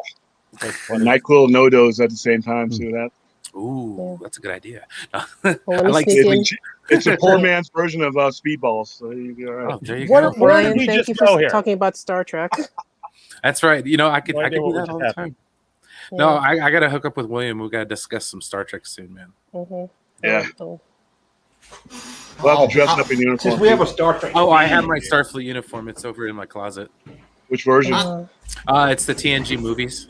Okay, I got the Wrath of Khan era.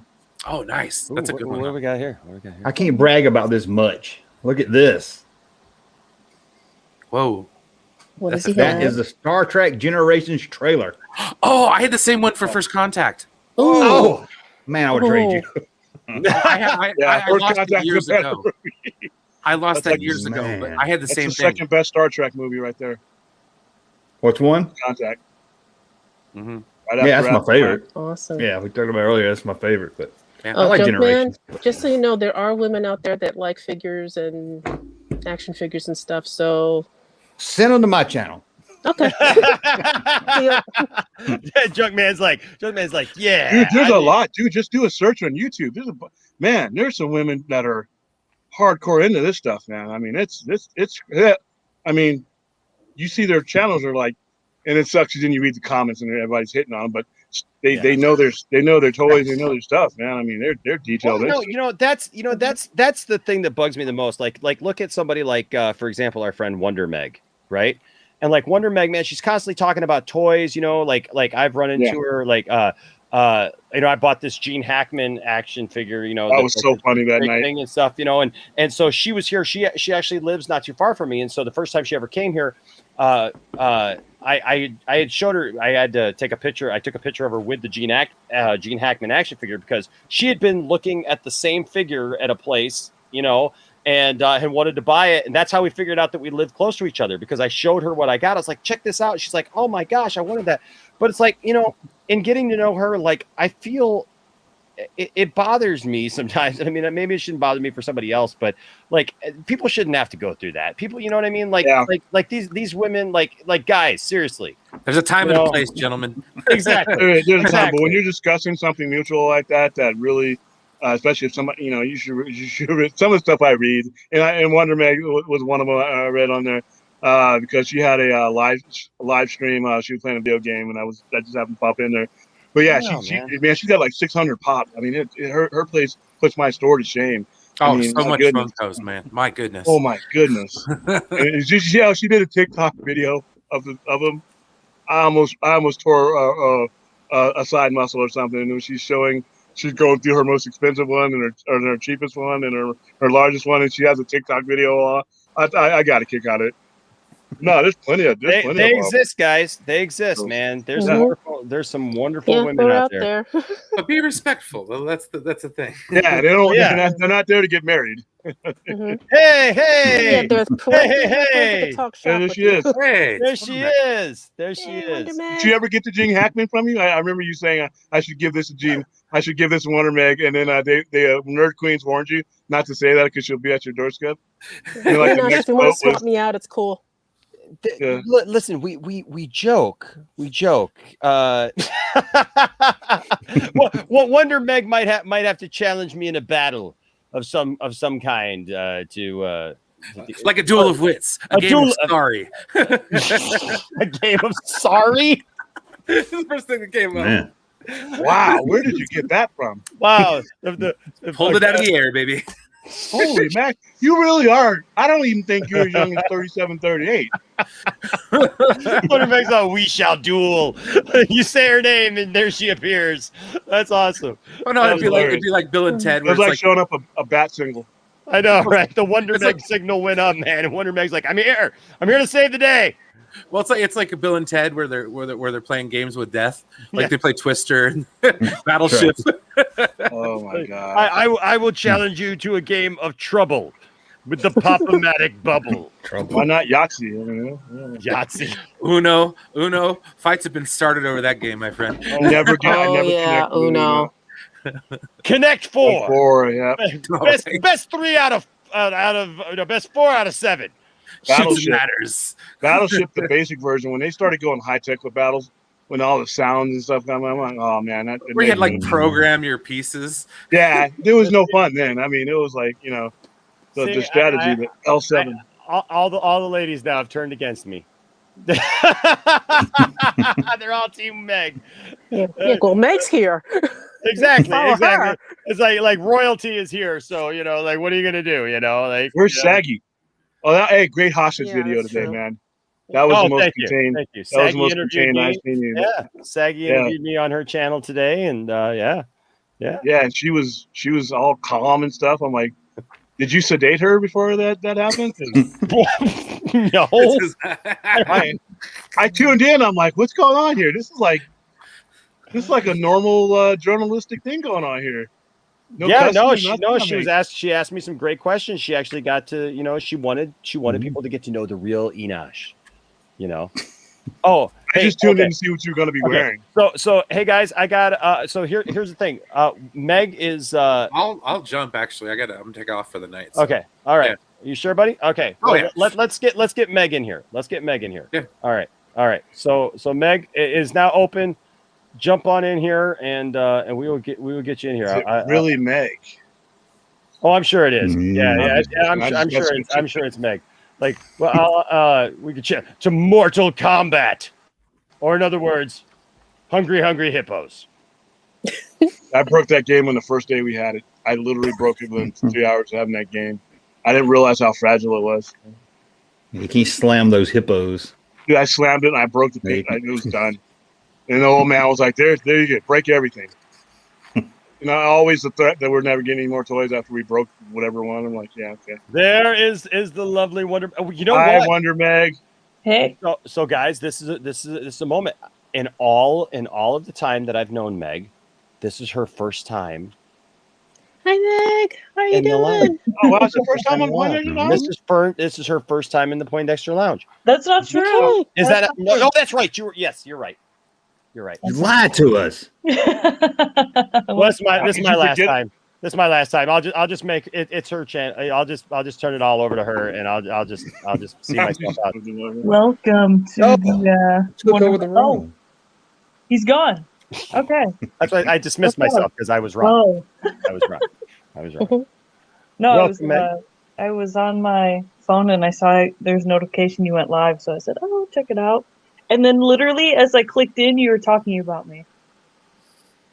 Yeah, because he was asking about there's a lot of women are he's like send all the women that are into Funkos and nerd stuff his way, and I'm like, there's like a ton of girls out there that are into this stuff. Well, we were talking about because we've had a couple ladies so far. It's been kind of like a call-in night, and so we've had a couple ladies. Stella's here now, and Tizai Cherie was in here before that, and Junkman was joking. He's like, "Hey, there's women who like toys and stuff like that. Send them over to my channel." Old toys, not Funko Pops. Ooh, whoa! I didn't know there was. No, I didn't mean. I didn't mean anything wrong with Funko Pops. I meant girls like Funko Pops. I just meant I don't find many girls into Mego Planet of the Apes figures. Oh, yeah. Dude, those are kind of pricey. I can't even. But no, we were talking about that though. We were talking about how there are a lot of women who are into collecting toys and action figures and stuff like that. But we also, you kind of came up too because we were just talking about like, unfortunately, like guys got to learn how to act to the good women who want to, they do it to me too. If we want women who collect this stuff and we want to appreciate them. Don't harass them, for God's sake. Hey, they do it to me in the comment. I'm like, hey, I'm not a piece of meat. I have to put it in the comments every time.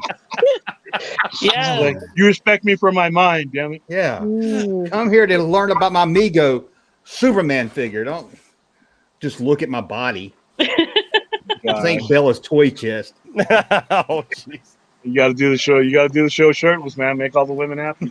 There you go. Got to find your niche. Don't get no ideas, Nias. You know me. I won't. You probably got some 80s video. Lounge after dark.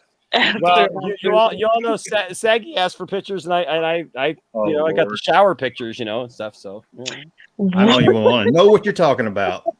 I only watched half of that interview. Did it get wild? No, so I was okay. For those of you who don't know, I was messing around. A lot of times when I'm in the shower, I'll put my phone on and listen to like if somebody's live or whatever, I'll just listen to it while I'm in the shower. So I'm listening in the shower, and they said something, and I was getting ready to go live later, and I said something, and like I actually like typed something into their chat, and I said I can't come on right now. Oh, because Max wanted me to come on. I said, hey, I can't come on right now. I'm in the shower, and they were like, oh, pictures or we don't believe you.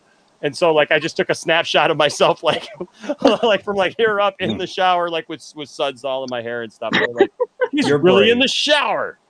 You know, I would have taken for about 2 years. I've tried to make a video where I'm talking about a toy and it comes back to me for like 10 seconds and I don't have a shirt on. And then it goes back into my pictures just to see if but I just can't, I chicken out every time.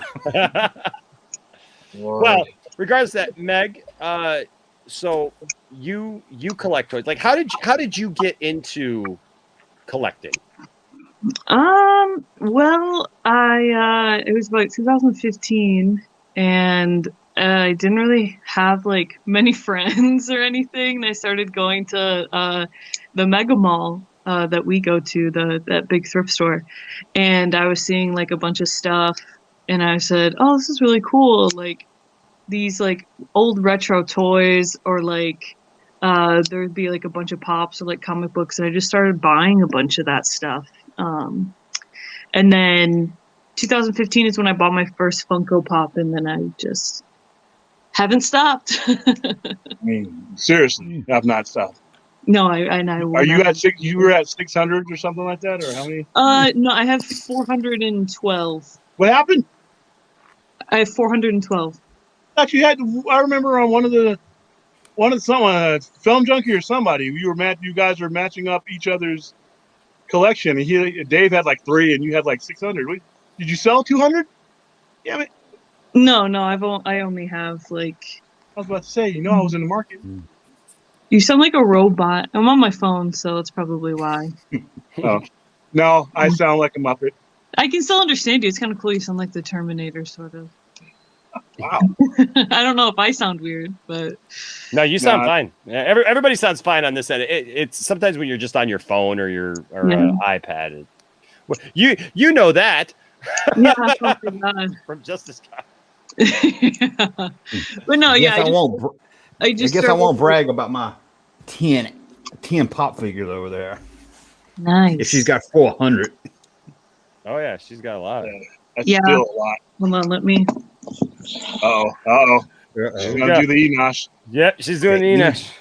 Whoa! All in the box. And she's got like mood lighting too. That's the thing about it. My gosh, it's like she's got a store. Whoa, that's awesome. Hey, the TikTok video was hilarious. I meant to tell you.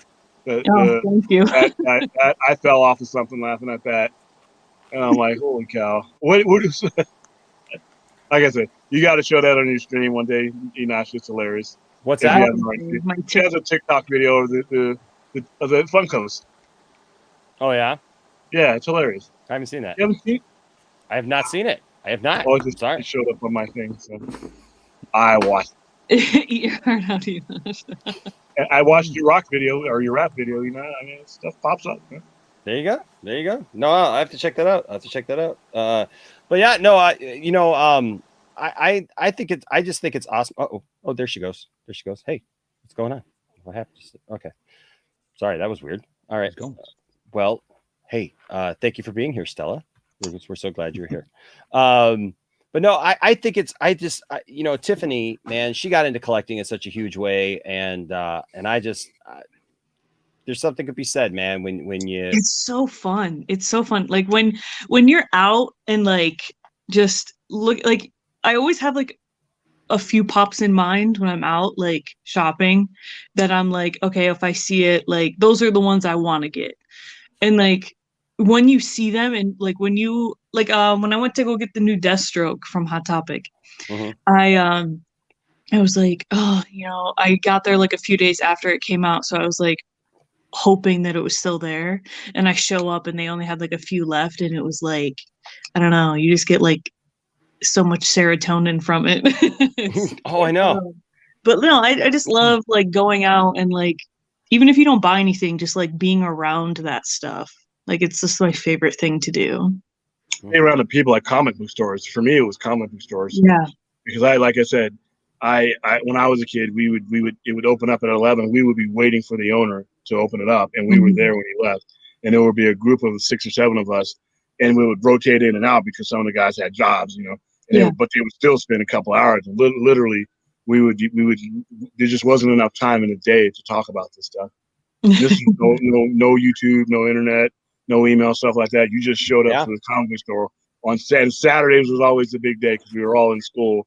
And, you know, the comics where I was coming from hit the stores on Friday, and then our first full day. And we would literally sit at the counter. We'd get our stack. We would literally start talking about this stuff all day long with the owner. And like I said, it sundown, and we closed the store with them. It was like a bar, except we weren't drinking liquor. It was the hang. Yeah. I don't think enough places have that anymore. I don't think there's a lot of places that do it like that. I mean, I know there's some out there, but I just don't get that feel, you know. Oh man, what? Well, yeah, I had a buddy who owned a comic book store. Unfortunately, he's no longer with us, but man, that was the thing, man. We just hang out, talk comics all day. We talk about, you know, just stuff, man, and nerd stuff, you know. And he had the Star Wars pinball machine that I want so bad. I so want that Data East Star Wars pinball machine. Oh my god! If I get one, pinball too. You don't know how much of my stuff that I would sell for that whole thing, man. Like I seriously, that was my pinball machine growing up. There's a couple of pinball machines that I had that I didn't have, but I loved. And one was that Star Wars one, and then Lethal Weapon 3 for some reason. That Lethal Weapon 3 one was like magic. They got all those at the Hall of Fame out here, Pinball Hall of Fame. So when next time you're in Vegas, dude, I love me some pinball, man. Me and some friends went to go to this thing. They had like an all day pinball thing for like Valentine's Day, and Tiffany and I went with our friends, and it was like it was every pinball machine you could possibly imagine. But man, the next day, my forearms hurt so bad because just sitting there, like we were there for like 9 hours. It's just like you just go from machine to machine, man. It's just like you paid $20 or whatever, and you know, and it was what it was. But have you ever been to Pinball Pete's in East Lansing? No, I haven't. Oh, it's so fun. We have to go. It just sounds like a cool place. Pinball Pete's. Is there pizza there? There's got to be a bar in there. No, it's just an arcade, but it's like in East Lansing, so it's like a big college town. So there's like bars and stuff around it, but it is so like. It's like if it was a bar, it would be like a dive bar, but it's so cool on the inside. Like it's got like bright pink walls and like, it's really cool. When I come to Michigan to take Enosh's stash, I'll have to go out there. Yes, and make sure you grab the Gene Hackman, please. Too many people gunning for my toys, John. Yeah, hey Meg, I'm gonna need your help with that because he's gonna see me coming and he ain't gonna let me in. But I think you might be able to get in. All I need is that room he's in right now. You keep the rest of the stuff. I already got. I know exactly where it is when you walk in, so it's fine. Okay, because I don't need everything he has. They've been casing my place. Yeah, casing my place. Helmet and a couple other things I need. I think I can make off pretty quick. I don't know if he can outrun me, but I'll have a car waiting. So yeah. When I come to Michigan. Old me couldn't. When you come to Vegas, old fat me couldn't have outrun you. I think I might be able to like, muster something. Maybe able to muster especially something. If I have an armful of toys. Yeah, exactly. You're not so aerodynamic then. But you know, like Meg, you were talking about like, you know, the thrill of just going out and collecting. I mean, like, I miss that so much. You know, like it used to be, man. You could just go out, you know, and there were just toys everywhere. And Junkman, you've done so many videos about this, and we talked about it, but it's like, especially a lot of the toys that, you know, action figures. I mean, like a lot of places now are carrying pops. I actually started at one point. I was going to do make a like a documentary about the rise of Funko Pops, because like everybody, my family got into them. I didn't get into them. And then it was like, I still try to to perpetuate the lie that I'm not into Funko Pops, as I've literally got like hundreds of Funko Pops, right? And it's like it's addictive, dude. They are. They're so addictive. because they're so just awesome. And it's just like, it's like you'll look at them and go, well, do I really need that one? No, I don't. But then like the other day, it's like, so I've got like this Macho Man pop, right? And then it's like, so I got this one, and then I was at the store, and so then they got a blue one, right? That's like the same exact pop, but it's just different colors. And I'm like, well, I got to get that one. And Dawson made that picture of me as one. I was like, well, now I got to get two, because then I'll customize the other one to actually be a Poindexter Lounge one. And then like Tiffany and I will go places. I don't know. Have you ever been to Dixieland, Megan? So I live in Dixieland. There you go. The Dixieland swap meet down in like Waterford. And so they've got like they got a whole bunch of pops there and stuff like that. And so Tiffany and I were going. Tiffany found like a bunch. She got into Mr. Robot this last year, and so we got there and they had like all the Mr. Robot pops, like they're even the hard to find ones. So she was just like that, but she needed like a couple of more pops to like get this deal or whatever. And so like I'm looking around and stuff, and then of course like I see Mr. Mixelpidleg, and I'm like. Yeah, okay, I'll get that one. And it's like before I know it, it's like I'm like up to my eyes in pops, and I'm like today. I don't know if you can really see. Yeah, what do you got there? It's a Death Metal Wonder Woman. Oh, this one's actually Dave's because I bought two. So. Oh, did you? Okay. But yeah, it's like pops are one of those things that like snuck up on everybody, I think. Well, what's so good about pops? I don't really buy a lot of them, but they make stuff you would never buy that they wouldn't make. I mean, I got Fred Sanford over here. You ain't gonna get Fred Sanford. Like when I first started collecting pops, it was hard to get like ones that I don't know that you were actually into, and then all of a sudden they just like with the last few years they've just made little like if you can think it, there's a freaking pop about it. Unless it's the Indiana Jones line, which I cannot get. I've got the 10-inch Indiana Jones. Yeah, I've got the small indie pop over here. To go on. Took out of the box. Sorry, Megan. I took out of the box. No, it's okay. I have two that are out of the box right here. I have. Okay. Mine was free. Marion. Oh yeah. Little. Yep, Tiffany's got that one in the box still. And then I have my Superman. Oh yeah, I still got mine in the box. He's like a little baby. But not the one with the glowing eyes, though. No, not the one with glowing eyes. I wish. Yeah, my 10-inch Superman's over here. $200, it's yours. I know. Can't believe that. That went like. I pre-ordered of them, and like most of the people online that I saw that pre-ordered two of them got the chase. So I said, oh yeah, I'm totally gonna get one. And of course, I didn't get one. Yeah, McClellan got one. He bragged. I remember seeing. Yeah, that. he did. I've got. I've seen that. I was so tempted to get a Cringer one. Oh, that's neat. Yeah, I've been tempted to. My favorite one of the Blade Runner ones that just came out. Roy Batty, Harrison Ford. Oh, they did Blade Runner pops? I've got all the Blade Runner ones. Of course, seen They got Blade Runner 2049s. I have all those, and I have the Sapper Chase figure. And then they did the just recently they did the new movies. It's Chris, Deckard, Roy Batty, and Rachel. Yeah, I have all those ones too. Yeah, I got those immediately. I got them on and I got a couple sets because somebody kept buying the sets, and I got them. They're for sale, but it just hurts every time somebody does it. Like my Nightmare Batman, I keep selling. So for some reason, every somebody comes in the door, they zero in on that damn Nightmare Batman, which is my favorite single pop. That's not part of the group that I have, and it sells all the time. So I got to pick up a couple of those. But I'm gonna start buying these things for myself. There you go. There you go. I think I'm gonna go bankrupt if I do that. But, well, at least they're cheaper than Hot Toys. That's true. I just bought my first Hot Toys this year. Well, it doesn't come out until next year, but yeah, I only got. Oh, did you get the Black Suit Superman? Yeah, I got the Nightmare Batman and the Black Suit Superman. I got that one coming next year. So that's going to be my first Hot Toy as well. Yeah, it's my first Hot Toys. That's my first Hot Toy. I had to get it, man. I had to. And you know what? I didn't even buy it for myself.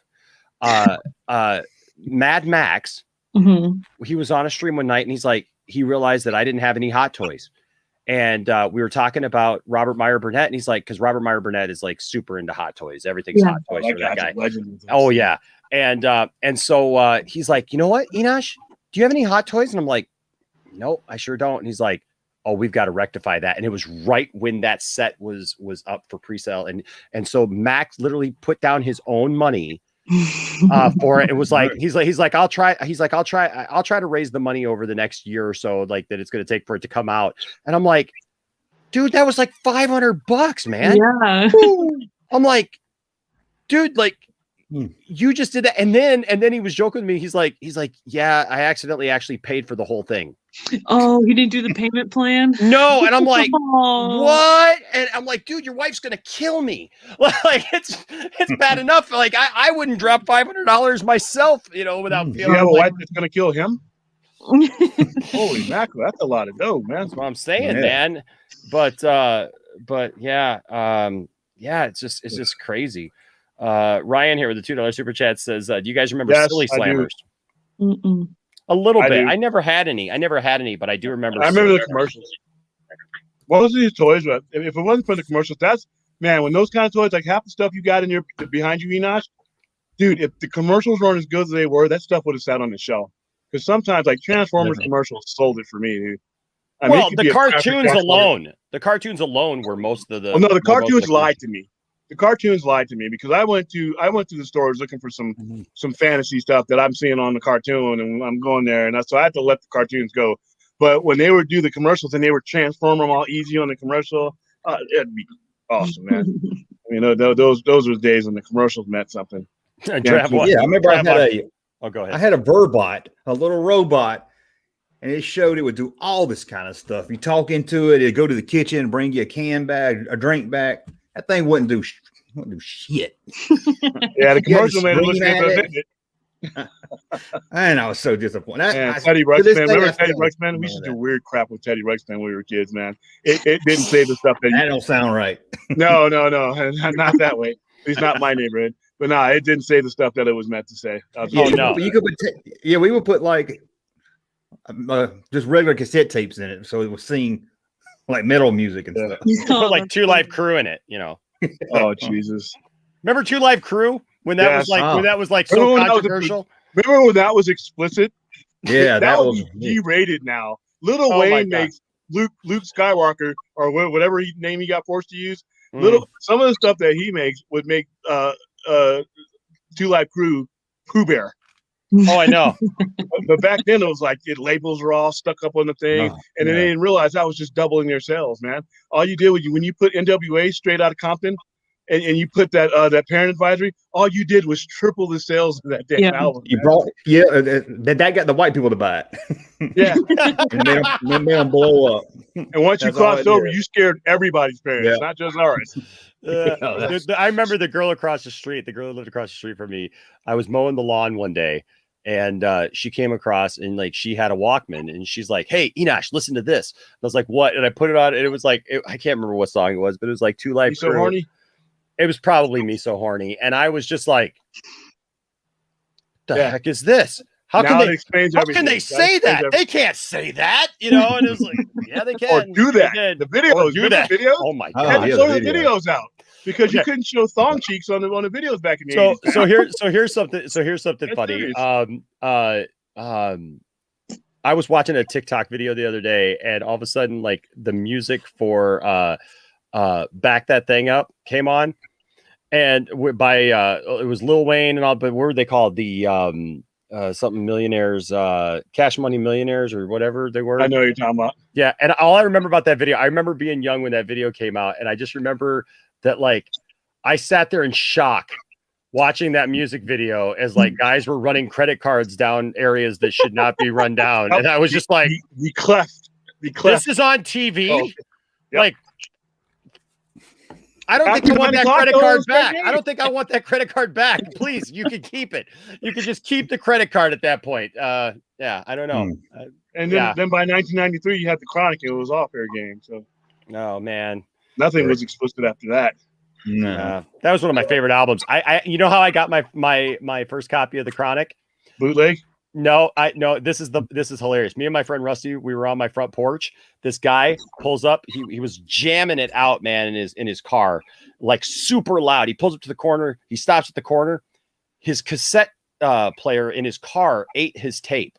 Oh, man. So it's like it literally went like right from like Dr. Dre to like right. And this guy is like cussing, like I said, like every F-bomb, and he takes this thing out and it's like just strands of this thing and he throws it out the window. He chucks it right out his window and then he like squealed off. And so like, we're like, well, what the heck was he listening? So we go over there and we see it and I ended up fixing the tape. And that's how I got my first copy of The Chronic by Dr. Dre. All you had to do is get the pencil back and stretch it out. Yeah, exactly. I just put it back. I just put it back and the tape was broken, but I fixed it, and so there's that one song that you had kind of affected things, but hey, but as long as you had the other 90 songs, you're all right. Dude, man, I wore the hell out of that. That album was like, my goodness. And like I said, each song had an explicit version of the song. So whatever you heard on the radio, all you had to do is flip it over to the other side. Like Dre Day. The version of Dre Day they could not play on the radio was wow. And after memorizing that song and then listening to it, and I'm like, I cannot say the explicit version out loud. I'll get the hell out of me if I do that one. But that album was something. Yeah. No, I know. Man, there's so much stuff, man. Especially like they're in the mid to late '80s that like the envelope was getting pushed further and further and further, and it's like stuff that now, my gosh, they'd look back and go, well, that's nothing. And it was. They laugh at us for putting the stickers on that. That offended you? Oh my goodness. I mean, then you got WAP or what's her name, Megan. That could you imagine that back in '88? With Cardi B and Megan, could you imagine what kind of stickers that would have got? They would have arrested those women back then, man. They'd have been in cuffs. Hilarious, man.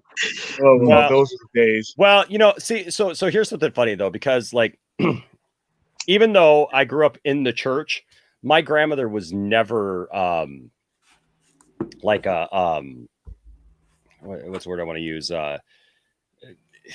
My grandma raising me, she was very much like we talked about things like sex, in the house, and like progressive. She was. Well, I want to say progressive, but she was, she wasn't like a stick in the mud. You know what I mean? Like she wasn't like that. I mean, like she was very open with us about stuff. I mean, because she did that in her older years, but like my grandma, came from Vegas. My grandma has a portfolio. My grandma was going into movies, man. Oh, you told me about this. Yeah. My grandma, I still have the portfolio. I'll have to pull it out sometime to show you guys. Cause like, and I'm going to do it still, right?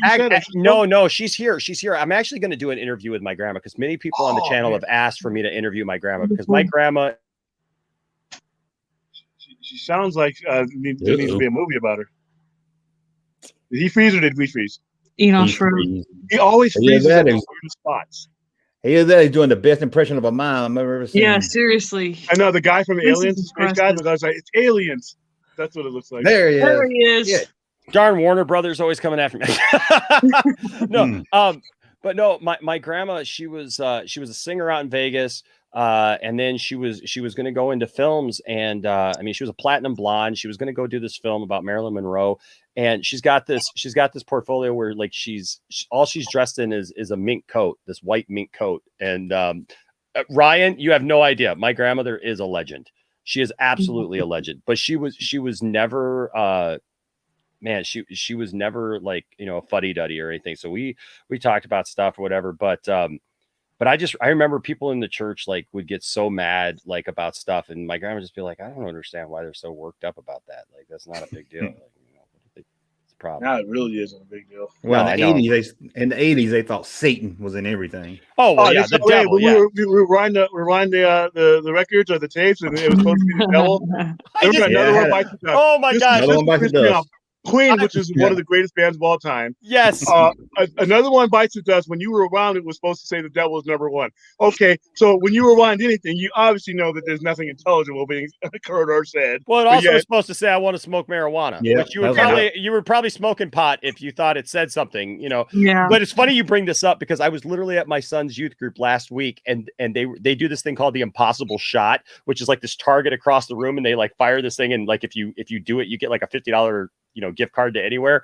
And they started playing Another One Bites the Dust like while they're doing it. And I'm just sitting there thinking, like, in the 80s, my gosh, people's minds would have been blown that we were playing this in church. And here we are, like, you know. So I walked back by the sound people, and I was just like, I want to smoke marijuana. I want to smoke marijuana. And they're like, what? And I'm like, oh, I'm sorry, I'm having flashbacks. Man, you're gonna go after Queen. By the way, no more remaking Queen songs. Off topic, sorry.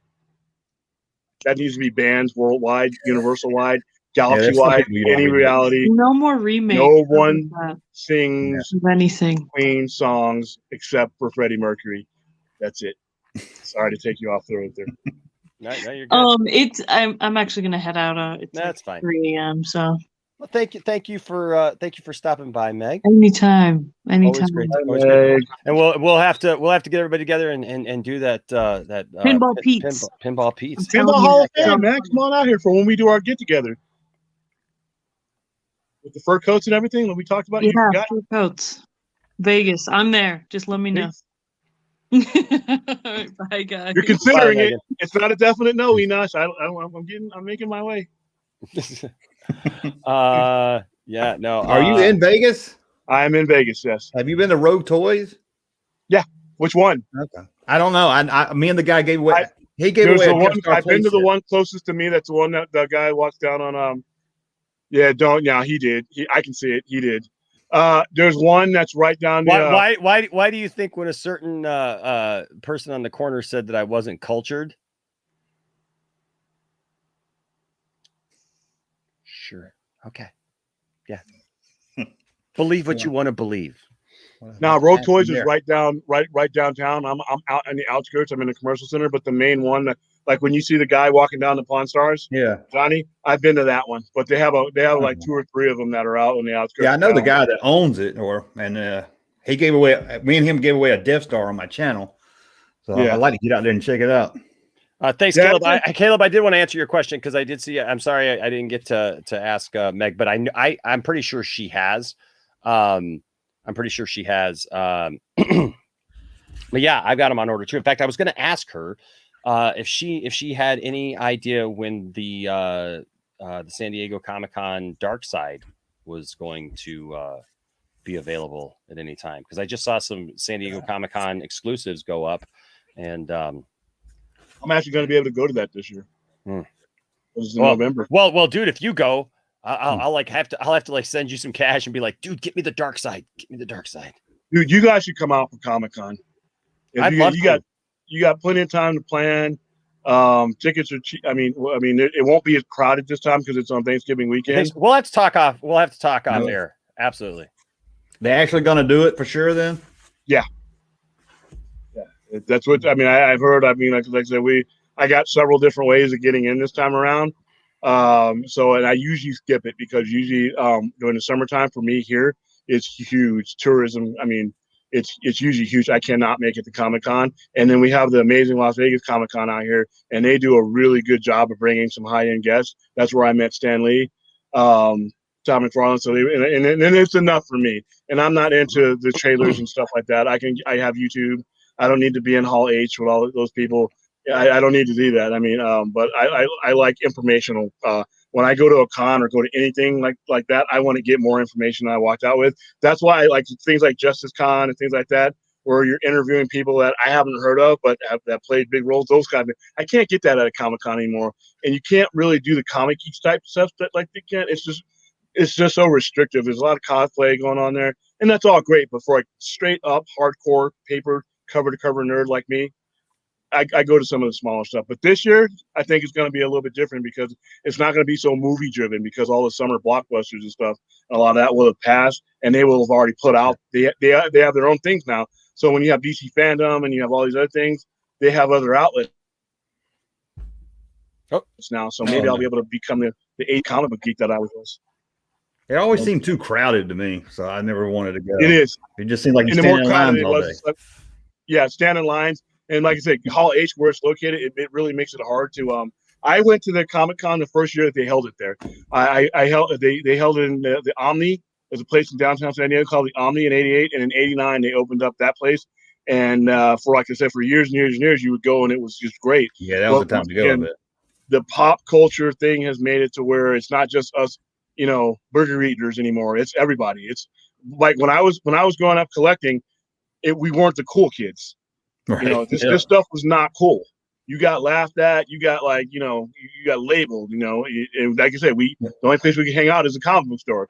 Now the whole world's a comic book store. So, but unfortunately, our little world now we have to live with about millions of other people that are allegedly into the same stuff we are. Yeah, I did a video earlier this week. 10 things that would get you beat up going to school with. Oh yeah, and trust me, if it weren't for my size, I would have got my ass kicked on a regular basis. Right. But and I was always outnumbered in attack. But my old man told me, if it's 3-on-1, one of those guys has to decide who's getting the hell beat out of them, because you're going to get one. Law of averages, you're going to get one, and now let those three decide which one of us is going to get hurt really bad. And so but like I said, I was a big kid, and that's another thing that made me awkward, and But like I said, the comic book store was my refuge, and now Comic-Con, I got to meet other people from other states. I mean, it was cool. But then everybody else got involved, now Tom Cruise is there, and I'm like, okay, I don't want to, sound like a 90-year-old, but it's a different thing, it's just different. I'm sure it is. Yeah, I'm going to go this year. I'm definitely going to go this year because I think it's going to be less congested. I want to bring in. I'm sorry. Go ahead. Go ahead. I was just saying, I went to Celebration in Orlando. Yeah. Yes, and that was probably the best time of my life. Top 5 best things I've been to. Because we got Dragon Con here in Atlanta, but it's nothing like. I mean, that was just could not believe how much Star Wars stuff it was. So I heard you could make your own lightsaber, right? Isn't there one? Or is that one? I think they did that after, yeah. Yeah, where you can go and you can make it's expensive as hell out here, but you can make your own. I would plan my trip around that. That would be like, I want one of those. Have y'all seen that new lightsaber? Yeah, I did. And ironically enough, I watched Drunk 3PO's review of it. Did you see his review of it? No, I just where he talked about what it is. Apparently, he's got a diagram of the mechanism or whatever, because it looks really cool visually. But I guess it's based on almost like tape measure stuff. So he said, from what he could gather, it doesn't look like it's like something that you can actually. I noticed the Ray holds it really. The girl dressed like Ray holds it really, really slow. Yeah, because it goes out. I guess it's got these little reels in them, and so like it reels out and it reels back in, and it does. Nothing touches the Force Effects ones for me, man. We used to have saber duels out in the parking lot for those. That's what I'm saying. I'm always scared to hit them, but I've got a bunch of those. When after I have the Mace Windu one, I had them all, so I would have this display on the wall in the store where I would have them all, and you could come in, you could try them out, you could pose with them, and I had them on a green screen, so you could stand in front and take your own picture.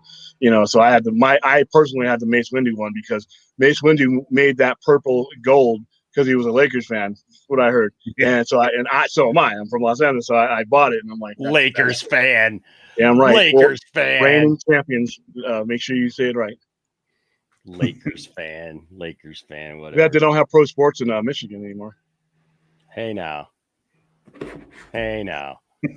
Listen.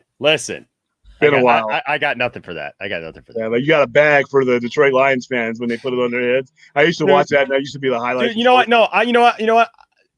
Our losses as Detroit Lion fans are now our badge of honor. If we started winning, it wouldn't be the same. We would hate ourselves.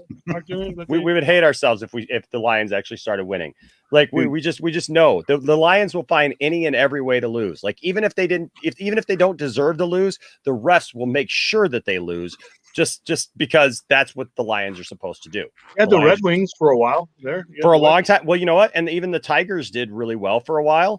Choking in the World Series every year. They were great. Well, but the thing is that's the thing is like they would literally do write-ups here in Detroit about how like, oh, it's not good enough just to win, the division and go to the World Series, do stuff like they had something, they were trying to gain momentum, and then like, oh no, we're going to like rebuild. And it's like, well, we know then, okay, so everybody needs to get used to losing for the next 10 years. Awesome. Thank you, because that's what rebuild means. It's like we're gonna get rid of. Rebuild means we don't want to pay anything anymore. We're gonna all these players that we've been paying all this money to. Miguel Cabrera gone. Everybody. No, Miguel is still here. He's still there. And that's the sad thing. That's the sad thing is that Miguel Cabrera will probably never win a World Series here in Detroit, and he's been here and he's done phenomenal. Triple Crown winner. first one in what decades to win the American League or to win the Triple Crown. Wah, wah, wah, wah, wah, wah, wah, wah, Hey, what? wah, You're in wah, Georgia? Are you wah. from Atlanta? Well, actually, I'm about an hour south of Atlanta. Where are you from? Is that your home? Did you grow up in Georgia? Yeah, sadly. Oh, so he hasn't seen any winning either. Wow, man, it's tough. Yeah, well, hey, real quick, I want to bring in Quan. What's up, Quan? Welcome to the show, awesome, sir. man. Welcome to the show. Is that Win or what's up? Nugent? What's that? Is your last name Win or Nguyen? Win. Oh, okay, cool. Hey, what's up, guys? What's What's going on, man? I saw you talking some Star Wars there in the back. That junk man will be able to relate to that, other than like Williams, sports God, stuff. sports talk. Oh, Jeez, pop culture. Sports. These jocks. Okay. I God. mean, like, I'm more into like the Jedi characters within like the Star Wars, mostly Obi-Wan Kenobi. Like, I felt bad for him that he died by the hands of Anakin, like his, student from the start. And I just, I felt at that time I just feel more connected to the Jedi than, the. Do you know people. they retconned that? What? Really? They Retcon retconned the fact that Anakin didn't, or that Vader did not kill Obi-Wan.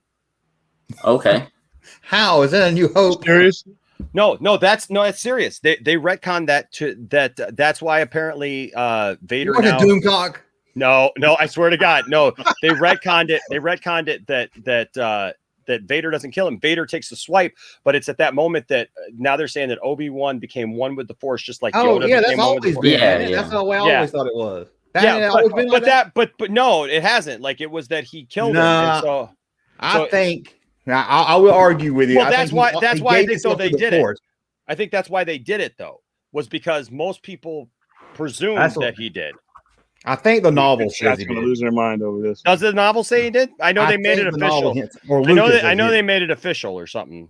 Okay, That, I will. that- Yeah, I think that's the Well, that's why I always situation. took it. That even Yoda gave himself to the Force right before he died. Yep. That's why they disappear, because they become one with the Force. Yes, and the Force is with. I mean, I thought you was going to tell me that Usually if they somebody were else only was in the supposed to be suit. masters. You had to be a master. Remember that when that was a rule? It was only the masters that happened to. Yeah. Well, yeah, That's what I hate about all this it wasn't. mean It stuff. wasn't that Vader killed him. It was actually Rey. Ray actually channeled and came back at the. I thought it was Brie Larson. Brie Larson. Yes, She was in the suit. Brie Larson was in the suit. It was a deleted scene. Brie Larson swaps out the suit, sneaks down Yeah. there, and takes him out. So Quan, what's on your mind, man? Oh, I just want to come in to talk about like the DC comics, like how catch up are you guys on within the comics within the DC universe? Like, do you guys know about the future state stuff? And like, I don't know a lot about the future state. No. Okay, so I got everything, but and they've been selling really well for me. Tomorrow I'm reading everything. This is you Okay. and me. I'm reading everything tomorrow. I'm starting with Wonder Woman because after reading Wonder Woman Dead Earth, that's the closest thing to that illustrated me just in the cover. And then I'm going to go with Batman. But so far, as from what I've seen of it, it looks good. But I haven't had the chance, and I've betraying myself. I should have been reading them, but some of them have been selling out. So, but Okay. like I said, I'm starting with Wonder Woman because of what I've been told from my customers about it. Wonder Woman's the one I got, and then I'm going to Batman, and then Superman, and then after that. So I'm going to do it all in about 2 hours. okay, the Batman is the best one Yeah, is they Batman? run- Okay. Yeah, What about and- what do you think of the Wonder Woman? Is that right? That what they're telling me is that Wonder Woman was the best story out of all of them? kind of, I guess, because you know Okay. it's like okay. And the Justice League one, I kind of prefer this new Justice League over the old one, just because that they have a more diverse team. Yeah, I saw the lineup on that one. That's definitely they should actually keep some of the stuff. They should keep over, for permanently. Because to be honest with you, it's an improvement. I thought it's Wonder Woman. It's an improvement on Wonder Woman from what I was flipping through. But like I said, I'm going to give it a chance tomorrow. Did you get it? Did you read any of the Black Label stuff? I mean, not really. I read some of the Elseworld stuff, but do you know about the Dark Multiverse stuff that they introduced while the Dark Metal was going on? Yeah, that's a big mover for me too. There's a lot to it. They're making fun of us because we're talking comics. That's okay. No. You're good, man. You're good. We're just reading some of these comments in here. Okay. Oh, what are they? Oh, Brie Larson. Hey, if you get a chance, if you like the Dark Multiverse stuff, go to Superman Year One, the Frank Miller version, and then go to Wonder Woman Dead Earth. If you like the Dark Multiverse stuff, that stuff is along the same lines, and it's better. I will say this: I've got the Dark Multiverse Death of Superman. That's a good one. That's awesome. I wish they would continue that, man. Yeah, that's the only thing is they're limited. I mean, but anything that comes out of that dark metal, I mean, the Joker, everything that comes out of that has been really, and it's fun. You don't really have to take it as far. It's just really fun to read. And I haven't had that kind of fun reading since the Dark Multiverse. But yeah, my second favorite stuff, like I said, is from reading that. They're starting to come out with stuff that's a lot like along lines, not as psychotic, because the metaverse is psychotic. It's absolutely insane. Yeah, you know, it's insane and it's ridiculous, but I like it. I like the toys that came from it too, man. I got my Batman Who Laughs pop. Okay, but you did finish the Death Metal series, right? You finished it. Okay. Because I think that, for some people who just say that, for DC, it's always just Superman and Batman. And, once you really read the comic, that's not really true because, the heart of the heart of the story, Death Metal, is basically Wonder Woman. She's that's definitely Wonder Woman. And it's done well, too. And it's they do things. I don't know if you guys had a chance to read Death Metal. They take some risk and do some things with the characters, especially Wonder Woman, that they wouldn't do in a standard book. And I like it. Yeah. It's the edge that they put on Wonder Woman is great. I love it. And that's what made me like Wonder Woman Dead Earth. There's an edge to those two stories they don't put in a regular comic. And if for people who like Zack Snyder's Wonder Woman, the taking of the head, the violent, the that to me it lines up with that. That's why I always tell people when they come in wanting to watch they come in after they've seen Zack Snyder's Justice League and Wonder Woman's their favorite character, I can go right to metal and I can go right to Dead Earth, and I know they'll love it. Yeah, and I think that because that what's different between the Marvel and the DC comic, and why I feel towards DC comic is because that the end of Death Metal, right? They basically made comics over like every single comics that is released in the last 70 years is like connected. Yeah. And that was cool because the reason I like that is because I got this thing I hate with reboots and making the past of DC not as relevant. And I like the way they kind of put that thread through there. That was kind of cool. And if you knew a lot about those characters, you really got a payoff. So I liked it.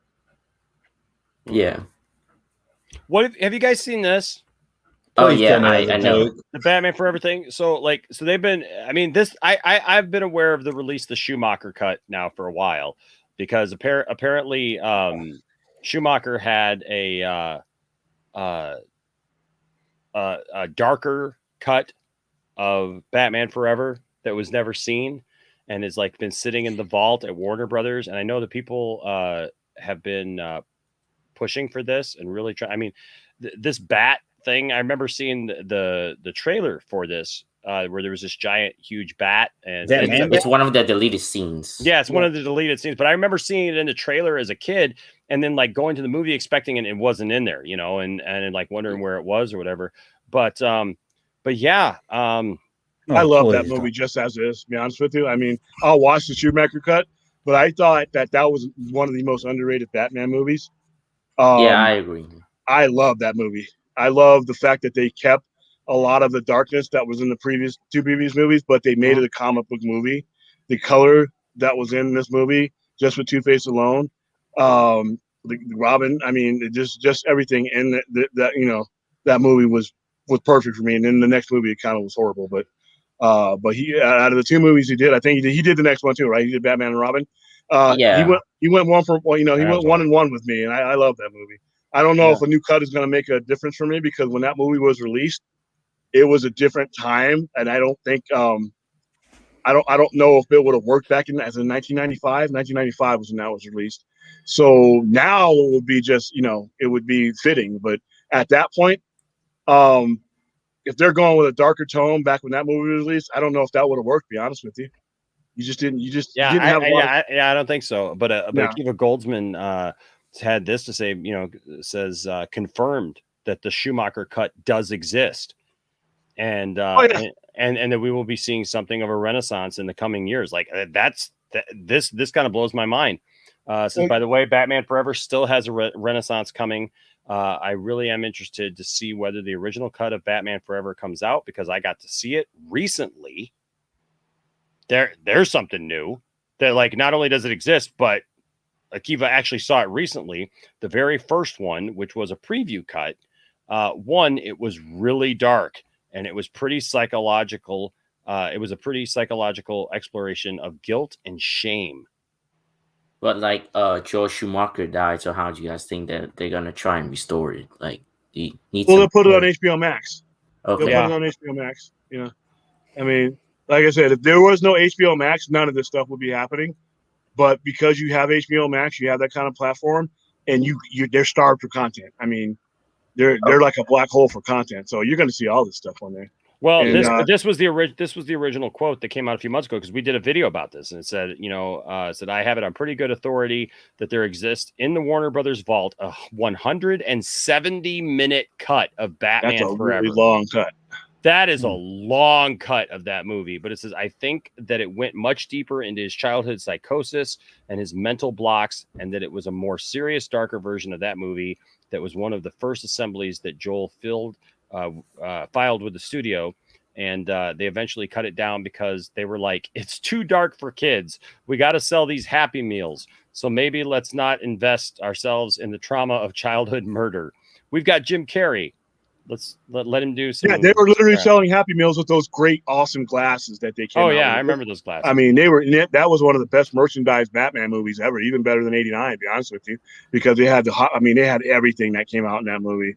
I mean, they went all out, balls to the walls in the marketing, and the target audience was teenagers. It was teenagers and younger. And plus the soundtrack. The soundtrack was phenomenal. The soundtrack was great. Remember, I mean, you got "Kiss from a Rose," yes. You got "Hold Me, Thrill Me, Kiss Me, Kill Me" by. Yeah, remember the video for that? The video for that. Chuck Man is like you weren't Rose. That one was horrible. That reminded me of the Irish Spring commercials. Irish Spring. Irish Spring commercials. Look up the old commercials from the 1990s and listen to "Kiss from a Rose." It sounds like one of those. It just sounds like a really bad Irish Spring commercial. But hey, back in 1990s, that's when you still had soundtracks for movies. Remember those? Remember those kids? Soundtracks for movies? One of the best soundtracks ever came out the year prior in The Crow, which I still think is the greatest soundtrack of a movie. Other than, I would have to put it up there with Highlander for me. But you don't see that anymore. Notice that?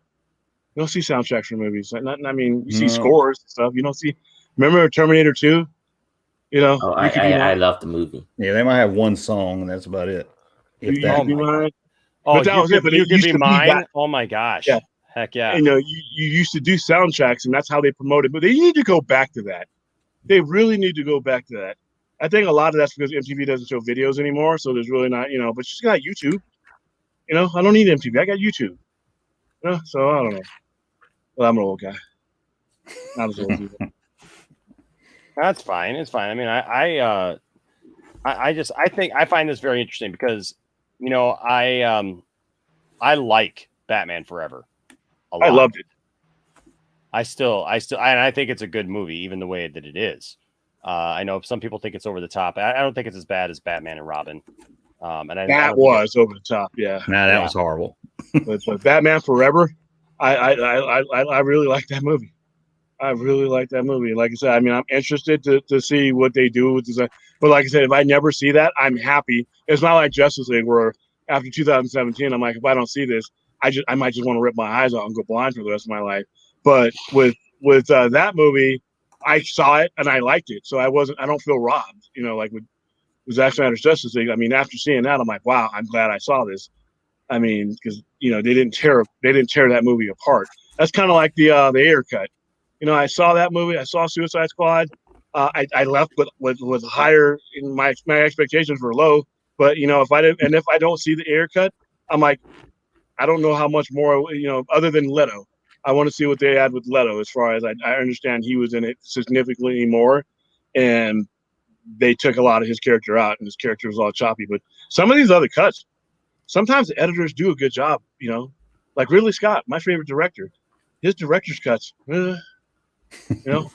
His director's cuts of all his movies, I've never been a fan of. To be honest with you, I'm always a fan of either the originals or the cuts that the producers end up putting out for when they remaster them.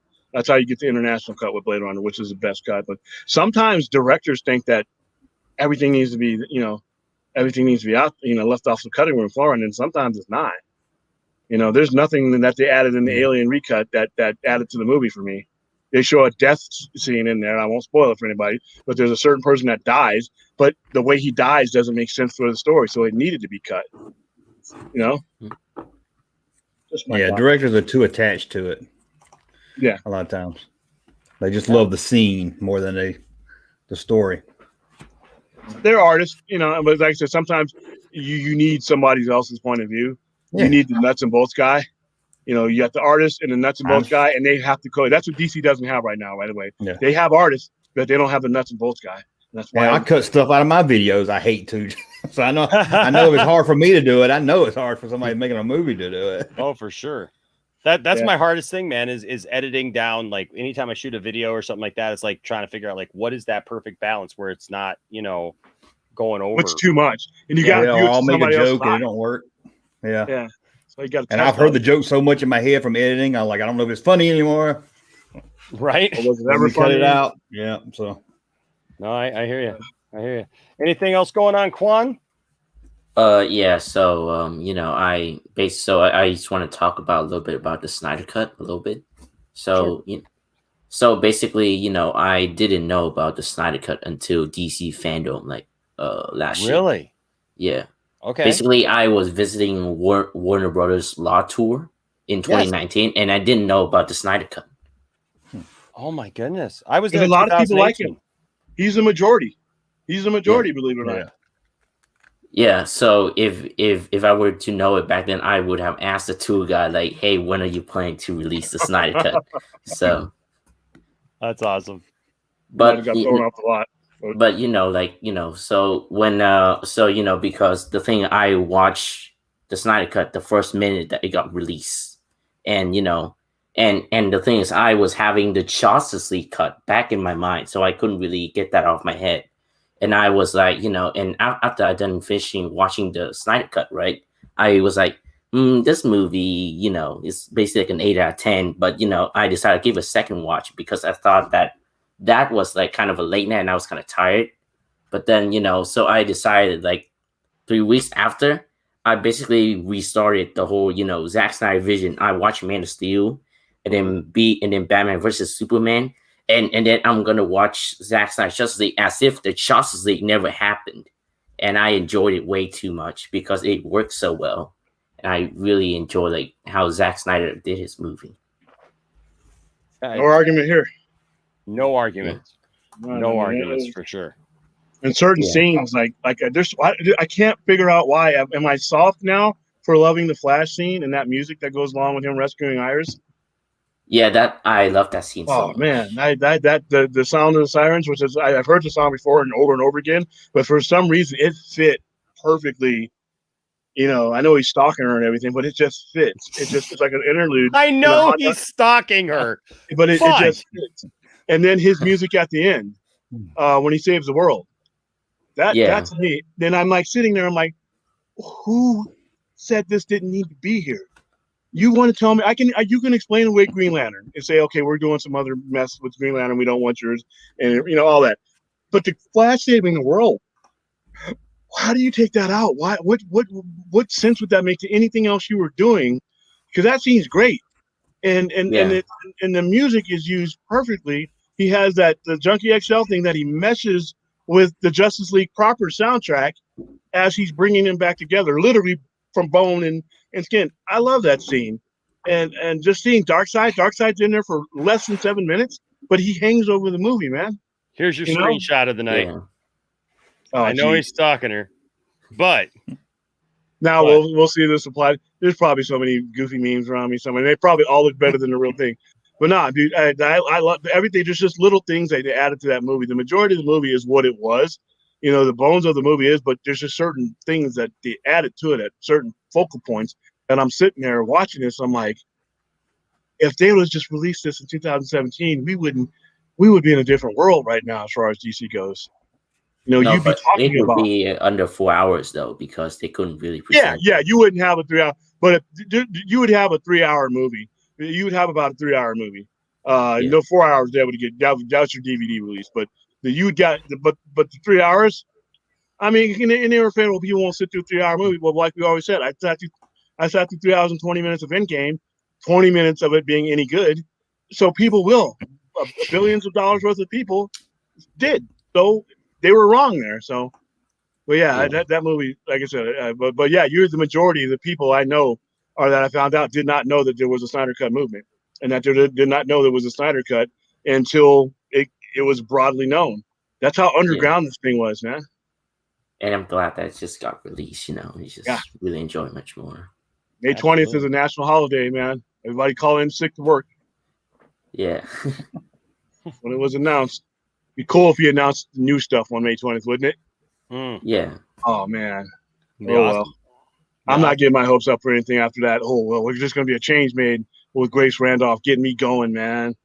You know, I eased up on the Benadryl the night before because I wanted to be completely awoke for what was going to happen, and then it just turned out to be nothing. Because Toby Emmerich leaving Warner Brothers isn't going to make any difference because it's like I said, if HBO Max wants it, they can do it without him. So, see, well. I don't know about this. I'll be honest with you. I don't know that I even want this. I do. Yeah. No, really? one and done. Let's no, not ruin it. I'm scared they're going to ruin it. They're gonna ruin it, man. Ruin something with a sequel. The only way you ruin something with a sequel is by making a bad sequel. You're just digging into the ground. There's nothing. Stick of aliens. Don't do Friday the 13th. Don't what have them go to story space. is there? I mean, What's okay? Look. If there's a good story, okay. I can make the argument. I can make the argument that the Joker in the Joker movie is not even the Joker. Yeah, you can do a three Jokers argument if you want to, but as it stands now, well, you could do a three Jokers argument. I get it, and that's hold on. Okay, hold on. Okay, that's fine. But here's the thing though. If you do three Jokers, that's a deep cut. Okay, that's something that's brand new to even diehard comic book people. Like if I ask Junkman, have you ever heard of the three Jokers? No. Okay, it was a new concept. It was literally just like put to us as comic book fans of DC that basically this entire time there's been three different Jokers. Don't spoil it because a lot of people haven't. I know. But I'm just saying, read it. It's good. It's really good. Yeah, it's great. But what I'm saying though is though even though it's good, you're not gonna do that with Joaquin Phoenix because Joaquin Phoenix wants to be his own thing. Let's be honest, okay? Like, you can do it. Here's how you do a Joker too. You hold on. I want to finish my thought on this, and then you could tell me how I'm wrong. But here's my thing. The Joker in there, every time something good happens to Arthur, it's fake. It's not real. When he gets the girl, that none of that was real. When he succeeds as a comedian, it's not real. Anytime he succeeds or anything positive happens, it turns out that was not real. At the end, when he is successful in everything that he does, and the entire crowd is lifting him up above their heads and everything, and a 10-year-old Bruce Wayne is like somehow involved in that stuff. If I'm watching that movie, have you watched the movie that the other movie, The King of Comedy? Yeah. Okay. And Taxi Cab Driver is another. Yeah. So if you watch those or whatever, and you start seeing, okay, they mess with reality and and what's real, what's not. If they set these rules that like every time something good happens to him in the movie, it's fake. Why would I think that the good thing that happened to him at the end, where he's successful at the end, actually happened? and that's actually real. To me, it's in his brain. You know what I would think it is? This is my own personal theory on this, and I mean they're going to do a sequel because it made $1 billion on a $50 million budget, and that's too much money to well, they got to get that's more $500 million back. That's more profit than than any movie sees. So they're going to make a sequel, and they're probably going to come up with some convoluted story about what it is. But here's the thing. To me, you know what it is? It's a guy who's in Gotham, or who's in Arkham Asylum. He knows who he lives in the world of Batman and the Joker and all those things, but he glorifies the Joker in his own brain, and because he's messed up, he is somehow in his own mind put himself in the position of the Joker. Because notice, like, they're all lifting him up and like praising the Joker, and the end scene is he's back on a couch again, right? Oh, he's in an asylum. I know. Yeah, that's what I'm saying. He's back in you're saying, okay. What I'm saying is he was never out of the asylum. It's all in his head, and that's the whole point. And that by the time it's done, that's why Bruce Wayne doesn't really play a role in it, and Batman doesn't play a role in it because Arthur Fleck doesn't know that Batman is Bruce Wayne, right? So, but the Waynes are, this philanthropic.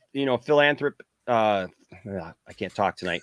They're rich, right? They're rich, right? And so philanthropic. Yeah, philanthropic. Thank you. Yes, and so that's why it all goes down the way that it goes down. And in reality, he's just a crazy dude, and it's really nothing there because nothing about him is the Joker. Nothing about what he does is the Joker at all, in comics or anywhere else. Look, I love the movie. Don't get me wrong. I love the movie. It's a good movie, but it doesn't have to be the Joker. And that's why there's like 2 other movies that are very, very similar to it that have nothing to do with the Joker, because that character doesn't have to be the Joker for that movie to work. It could be anybody literally that painted up his face and went out and did stuff. Okay, so all right, now tell me how I'm wrong. I think it is the Joker, and 2, I think there's plenty of story to tell. But you're wrong, and I have the power. No, that's fine.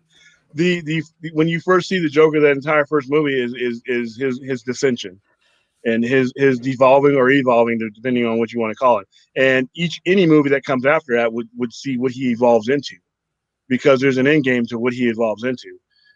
You see just the evolution in the first 2 hours alone of that movie. You could kind of see where the trajectory of the character was going, and I think it is him. And he fits in that atmosphere, but you see him evolving into the things like, say, the Joker we would know today. Not like the Joker, but as far as what he does and why he does. It's not just about chaos. Yeah, but that Joker can't be some mastermind. Do you see Arthur Fleck masterminding like but I see him escalating his chaos.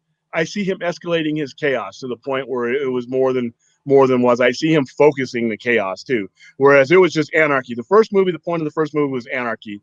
I see him as evolving to the point where he focuses that anarchy, he focuses that pain, and he focuses everything he is. He's not going to become a mastermind where he's hanging out and he has a bunch of henchmen like that, but he doesn't need him. He becomes a cult figure to where he gets people to follow him for all the wrong reasons. And I just see that as an evolution of everything. And see, what thing about sequels is, if you have story to tell the story, and use the movies you have. I mean, if it's just sequel after sequel like Fast 9 or Friday the 13th, you're just having fun. They've already publicly said, by the way, Joaquin is they're trying to develop it.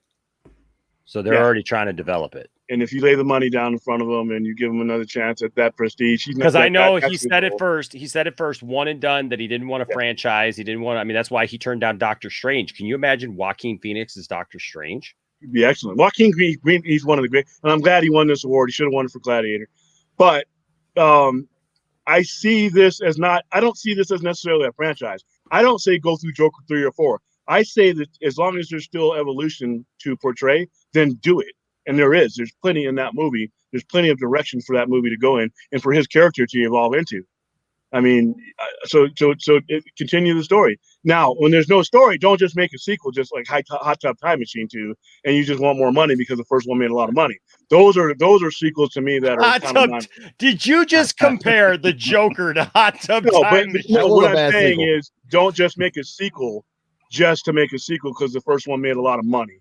But if you have a story to tell, I like Hot Tub Time Machine. Yeah. Okay. Yeah. No, I 2. Nobody likes 2. Yeah. You can have it. But see what I mean, though? And there's plenty of other movies that just make bad sequels because they weren't doing it for the right reasons. But if there's a story in place and if there's evolution involved, then do it. I mean, a lot of people said that about Blade Runner, that 2049 was going to ruin. You can't ruin the first one with that. And to me, if you do it right and they did it right, it augments, it expands your world. The better the sequel is, the larger your first movie became. Because you now have a body of work that encompasses more than one movie. So that's what my view is on sequels. You can go bad, but it can also go really good. And there's been enough cases of both. Yeah, I mean, I'll be the first one to go see it. And if it's the same writers and directors and everybody's coming back, I'll give it a chance. But if I had to choose, I would be happy with the one and done. I'd be happy with it. Yeah, that's how it just doesn't feel like it needed more. Oh, I was wanting more at the end of it. At the end of that, well, that's what I like. That I want more. Yeah, I want to be left more. See, for me, I see, and as long as you have a great actor like Joaquin Phoenix that can still portray this area, finish telling that story. I mean, because I thought that's what I'm saying. If I heard they were recasting it, I really would be. Oh no! If it's not Top Bill, I mean, yeah. If you're just like I said, then at that point, you're just doing it. I want to hear it from him. I want to see his story. I want to see his vision. If it was like somebody like James Gunn came in and was doing it, then I'd have a problem because you're not just doing it to evolve the story. You're just promoting an entirely different thing. There's no evolution there. But if it's Top Bill, if it's Joaquin Phoenix, if there's natural grounded progression in it, I wanted more. Like I said, when I got up from Joker, I'm like, wow, I really wanted to see where this went personally. And then there's certain movies that, like Independence Day. There's an example, Independence Day Resurgence, where you had a great movie and then you had one of the worst sequels ever made. So yeah, I understand why people are adverse to certain sequels, but there's plenty of examples of them going really right though too. Yeah, I mean it's iffy. Yeah, for sure. Quan, hey, I'm gonna bounce so you can get some people in. Yes. I'm pretty sure our paths will cross. Nice meeting you, Quan, and everybody in the chat room. You all right, Enosh? I'm good. I was just saying bye. Oh, okay. Oh, we're gonna have to get in a private chat. You're gonna give me looks like that. No, I'm just kidding. We'll bring the plunger. All right, guys, have a nice night. All right. I'm gonna bounce too. It's 4 a.m. Yes, sir. I'm gonna get to these last few calls and we will do it. But Junkman, tell everybody where they can find you, man. Junkman.com. You can go there. Oh, hold on a second. What did I just do? What did I do? Sorry, I'm trying to play a video. Yeah, that's funny. I thought it was going to play it. I was going to throw it up on you. Right. But you can anyway. share it. You can share it. You don't mind? No. Yeah, share it to me. Trying to see what the best one here. What's disappearing?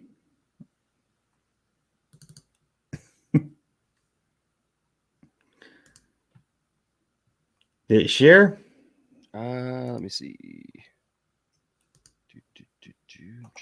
Yes. I got it right here. Good to meet you, man. What's up, Junkman? Good to meet you. What's I was going on Poindexter's Lounge, and they were saying good things about you, and I saw you were live, so I said, I'm going to come in and just say, hey. He does not say good things about me. What the hell are you talking He did, about? honest with you. I was on his stream, When was this, and he like said a good year things ago? No, Saturday night. Wow, good for him, man. Yeah. I don't know if it was true or not, but he said good things about you. Well, I appreciate that. Then if he's saying I got nothing to say about him, he does do your things, man. Do your channels. But what's up? Got something you want to ask? That was great. Yep, That got was great. nothing to say about you, huh? So Nothing to say about me. What are you gonna do? I love the fact though that you brought it up again later. You're like, yeah. So Poindexter Lounge. That was just great. Just great. This is great, man. Surprised they didn't kick me just for saying it. I know. I'm surprised too. There's a couple there. Well, his buddy's channel. If you were on there with him, you would have got kicked out right away, man. If you just mentioned my name, it's like, nope. We ain't talking about that guy. We ain't talking about that guy. We ain't talking about that guy. Okay. Well, hey guys, go support this guy, that junk man. He's awesome. I've watched that junk man for a long time, and him and I have been talking for a long time. He didn't even realize it was me. But now he does know it's me, and so I've really enjoyed getting to know Darren better and having him on the channel. And we hope to have you on the game next time. Yes, instead of behind the scenes. I'm gonna do it with just 3 people next time too, so make it a little easier. Heck yeah! So hope we get that. Okay, guys, thanks. All right, buddy. We'll see you, Junk Man. Bye. We'll see you, Junk Man. All right, man. So Quan, I'm gonna bring a couple more people in here if that's all right with you. Actually, you know what I'm gonna do first. Give me just a second because we've got let's see who we got here. We got 1, 2, 3, 4. So I got 5 people total. So I am closing out the evening. We're gonna do these last 5, and then we'll be good for the evening. So I know it wasn't like a traditional call-in night where like we just had a bunch of calls, but that's what I always say. You never know what's going to happen here at the lounge. You never know who's going to stop by. And when you have like Wonder Meg stop by, you take a time out and you say, hey, we're going to have Wonder Meg on. We're gonna talk to her, and so I appreciate everybody's patience and respect and everything. And so and you all know if we don't get you on, if we didn't get you on tonight, I know there was a couple people who tried to get on and they kind of, their internet bounces them or something happens. And I know the whole room was filled there for a minute. So and you couldn't get in. That's why Meg couldn't get in for a minute. So so what I'm going to do though is I just need to take a quick break for just 1 second. And and then I will be right back. So I'm going. So Quan, I'll take you out for just a minute, and then I will bring you back with a couple other people, and we'll have a nice little discussion and close out the evening. Sound good? All right, man. Good. All right. So I'll do this. All right, there you go. So stay tuned. Stick right around for that, and I will be right back in just a minute.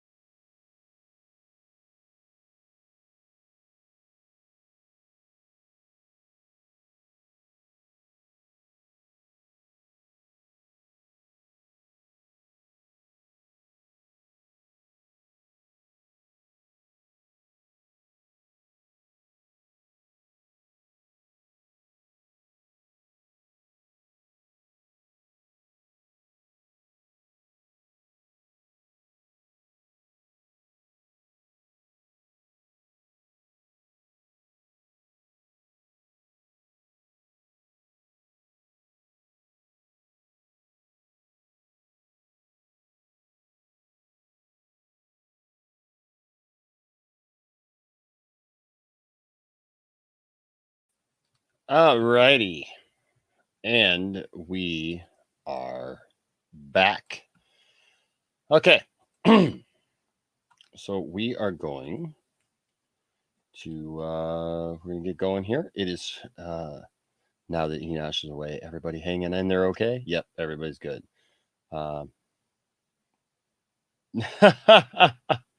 Dork Knight says, how does Enosh have this much energy and does he ever sleep? I live in LA and it's 1 a.m. and I'm tired. Right? Heck yeah. All right. Good to see everybody in here tonight. All right. So we're gonna bring Quan back in. And then I gotta go back and look at my where's my list? So I know who all is supposed to bring in. Okay. And we're gonna bring Ryan in. What's up, Ryan? What up? How you doing, sir? Good. Good. And yeah. So what's on your mind, Ryan? You ever watch DC Anime Universe when you grow up? Oh yeah, man. I watch DC. Yeah, man. Absolutely. Love the DC animated universe. Yeah, I know. It's so much fun to rewatch it. What's your favorite DC animated movie?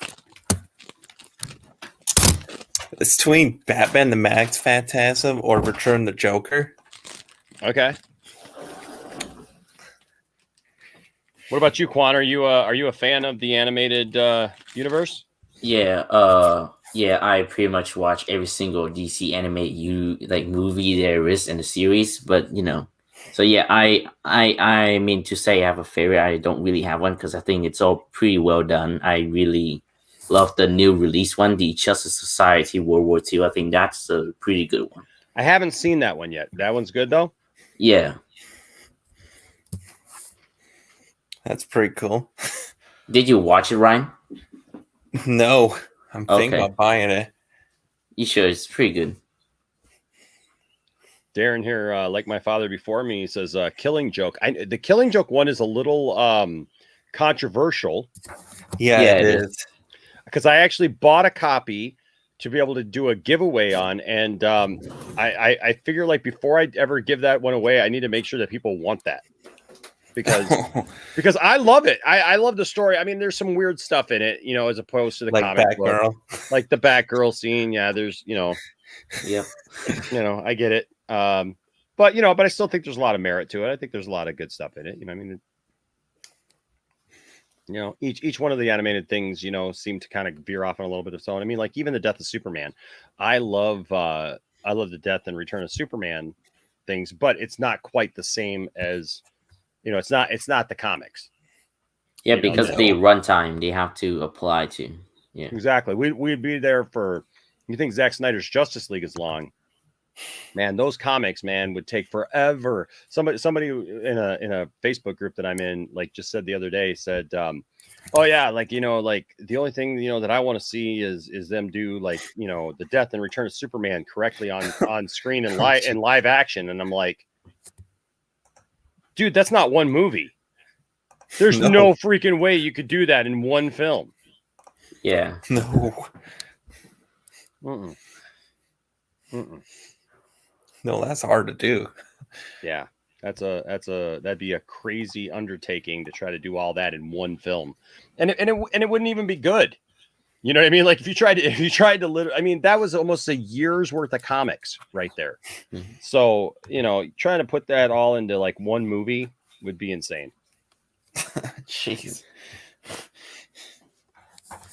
I think the same thing happens with Batman Hush. Yeah, they cut it too short. Maybe you do it like an episode, you probably do it better. God, you know what I love? I love Under the Red Hood. Yeah, I think it's that's great. Oh, there's the Death of the Family where you get to choose the alternate endings. Did you get the DVD or no? No, I didn't get the DVD. I watched it on HBO Max. Okay. Oh, because on HBO Max, I think it's only like the 5 shorts of the thing. But yeah. It's Strawberry Go. Strawberry. I had to get a little something. My throat was getting like I got this coffee, but it was still drying out my my throat. And I'm like hour 3 here, man. It's like, I had to have something. And I've streamed every night this week, and I've been on like 5 other channels this week. So yeah, so I had to do something. You're right. The Judas Contract is good. It's good. Dark Knight Returns was great. I really like that one. Yeah, and you know what? I like Flashpoint. I like Flashpoint a lot. Yeah, Flashpoint Paradox. People consider Flashpoint to be like the best DCAU movies. Like, it's good stuff. It's good stuff for sure.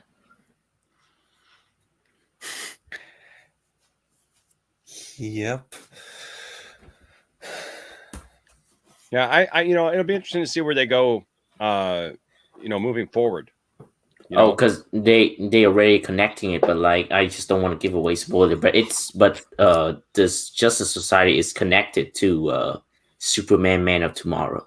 So well, we lost. You know what? We lost a couple of people in the back, so I'm just going to go ahead and bring in a couple more guys in here. How you doing? How you doing, Inosh? What's going on, Anthony? How you I'm doing, doing brother? Great. Good to see you, man. Good to see you too. I was working out today. Yeah. Yeah, look what I got. Ooh, hold on. Oh, you got 3 ninjas. Yeah. Nice. Oh my gosh. I haven't seen that. Is that a Hulk? That's right. That's Hulk Hogan. Oh my gosh. The rules, brother. Oh my gosh. And I got Let me tell you something, dude. Let me You tell better you watch something, out. brother. You better watch it, dude. When I go Yeah. back in time and I Yeah. pull out my Yeah. old VHSs on you, dude. I love VHSs. I don't know about this, Mean Gene. Yeah. Oh, heck Let yeah. me tell you something, Mean Gene. I got this from the 1980s. Nice. Oh, nice. We got this. Heck yeah, I got one of those in the other room. Got that. Nice little Archie comic. My son Isaac would love that. And I'm currently reading that. Hmm. I Nice. love that. I'm doing great. Very nice. Hey, we're bringing Daniel in here. We lost Daniel. Hi, Daniel. What's going on, Daniel? I'm doing good. Hi, Enosh. Hi, everybody. Hey. What up? I'm wearing my Ninja Turtles shirt. Junkman ain't never seen Ninja Turtles, man. I love Ninja Turtles. I love Ninja Turtles.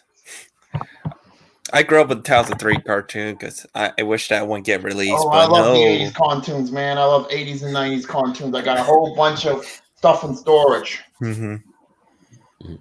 I would love to see them do more Ninja Turtle movies in the vein of the 1990 movie. 90 was Yeah, I wish they do that, but studios like, oh, we gotta make them be cheesy. Like, huh? Like, what? Why? Seriously, I mean, like seriously, the whole, I don't want to see any more Ninja Turtles that are animated. No, I just don't want to see it. I'm sick of that. Yeah, I was one time when I went to a church conference, I saw the set of the Ninja Turtles movie. Thanks, man. Appreciate that. Welcome. You know that one time I went to when I was walking to like in the city, I saw the set of the Ninja Turtles movie with Megan Fox. I asked her, "Why are you filming?" I said, "Ninja Turtles." Really? Yeah. That's awesome, man. Yeah, I was walking through the city. I got to meet Judith Hogue. How was she? Oh man, I'll tell you what, she was absolutely fantastic. I don't know if I have that video still here. I might have that video still here. I met a lot of celebrities in my lifetime. Yeah, I met a lot of celebrities. I met a lot of professional wrestlers. I have like a lot Me of too. autographs. Me too. I go to like wrestling signings every month. Yeah. Very cool. Yeah, I met the Steiner brothers a few weeks ago. Really? Both Steiner brothers. Yeah, I've seen Scott. I've seen Scott Steiner. I've walked past Scott They were Steiner. nice. They was nice. Scott Steiner was nice to you. Yeah, he was nice. He was cool. I shook their hands and everything. What was he doing math? You take your 33 and a third chance, minus my 25% chance, and you got an 8 1/3 chance of winning at sacrifice. But then you take my 75% chance of winning. If we used to go 1-on-1 and then add 66 2/3%, I got a. Yeah, he was cool. He's mad. I mean, him and Rick Steiner. I'm about to meet Rob Van Dam next week. I've met Rob Van Dam. I felt Rob Van Dam up. How was he? I felt him up. I felt him up. I didn't mean to, but I did. You know, he was super nice. I met him and what's his name? Oh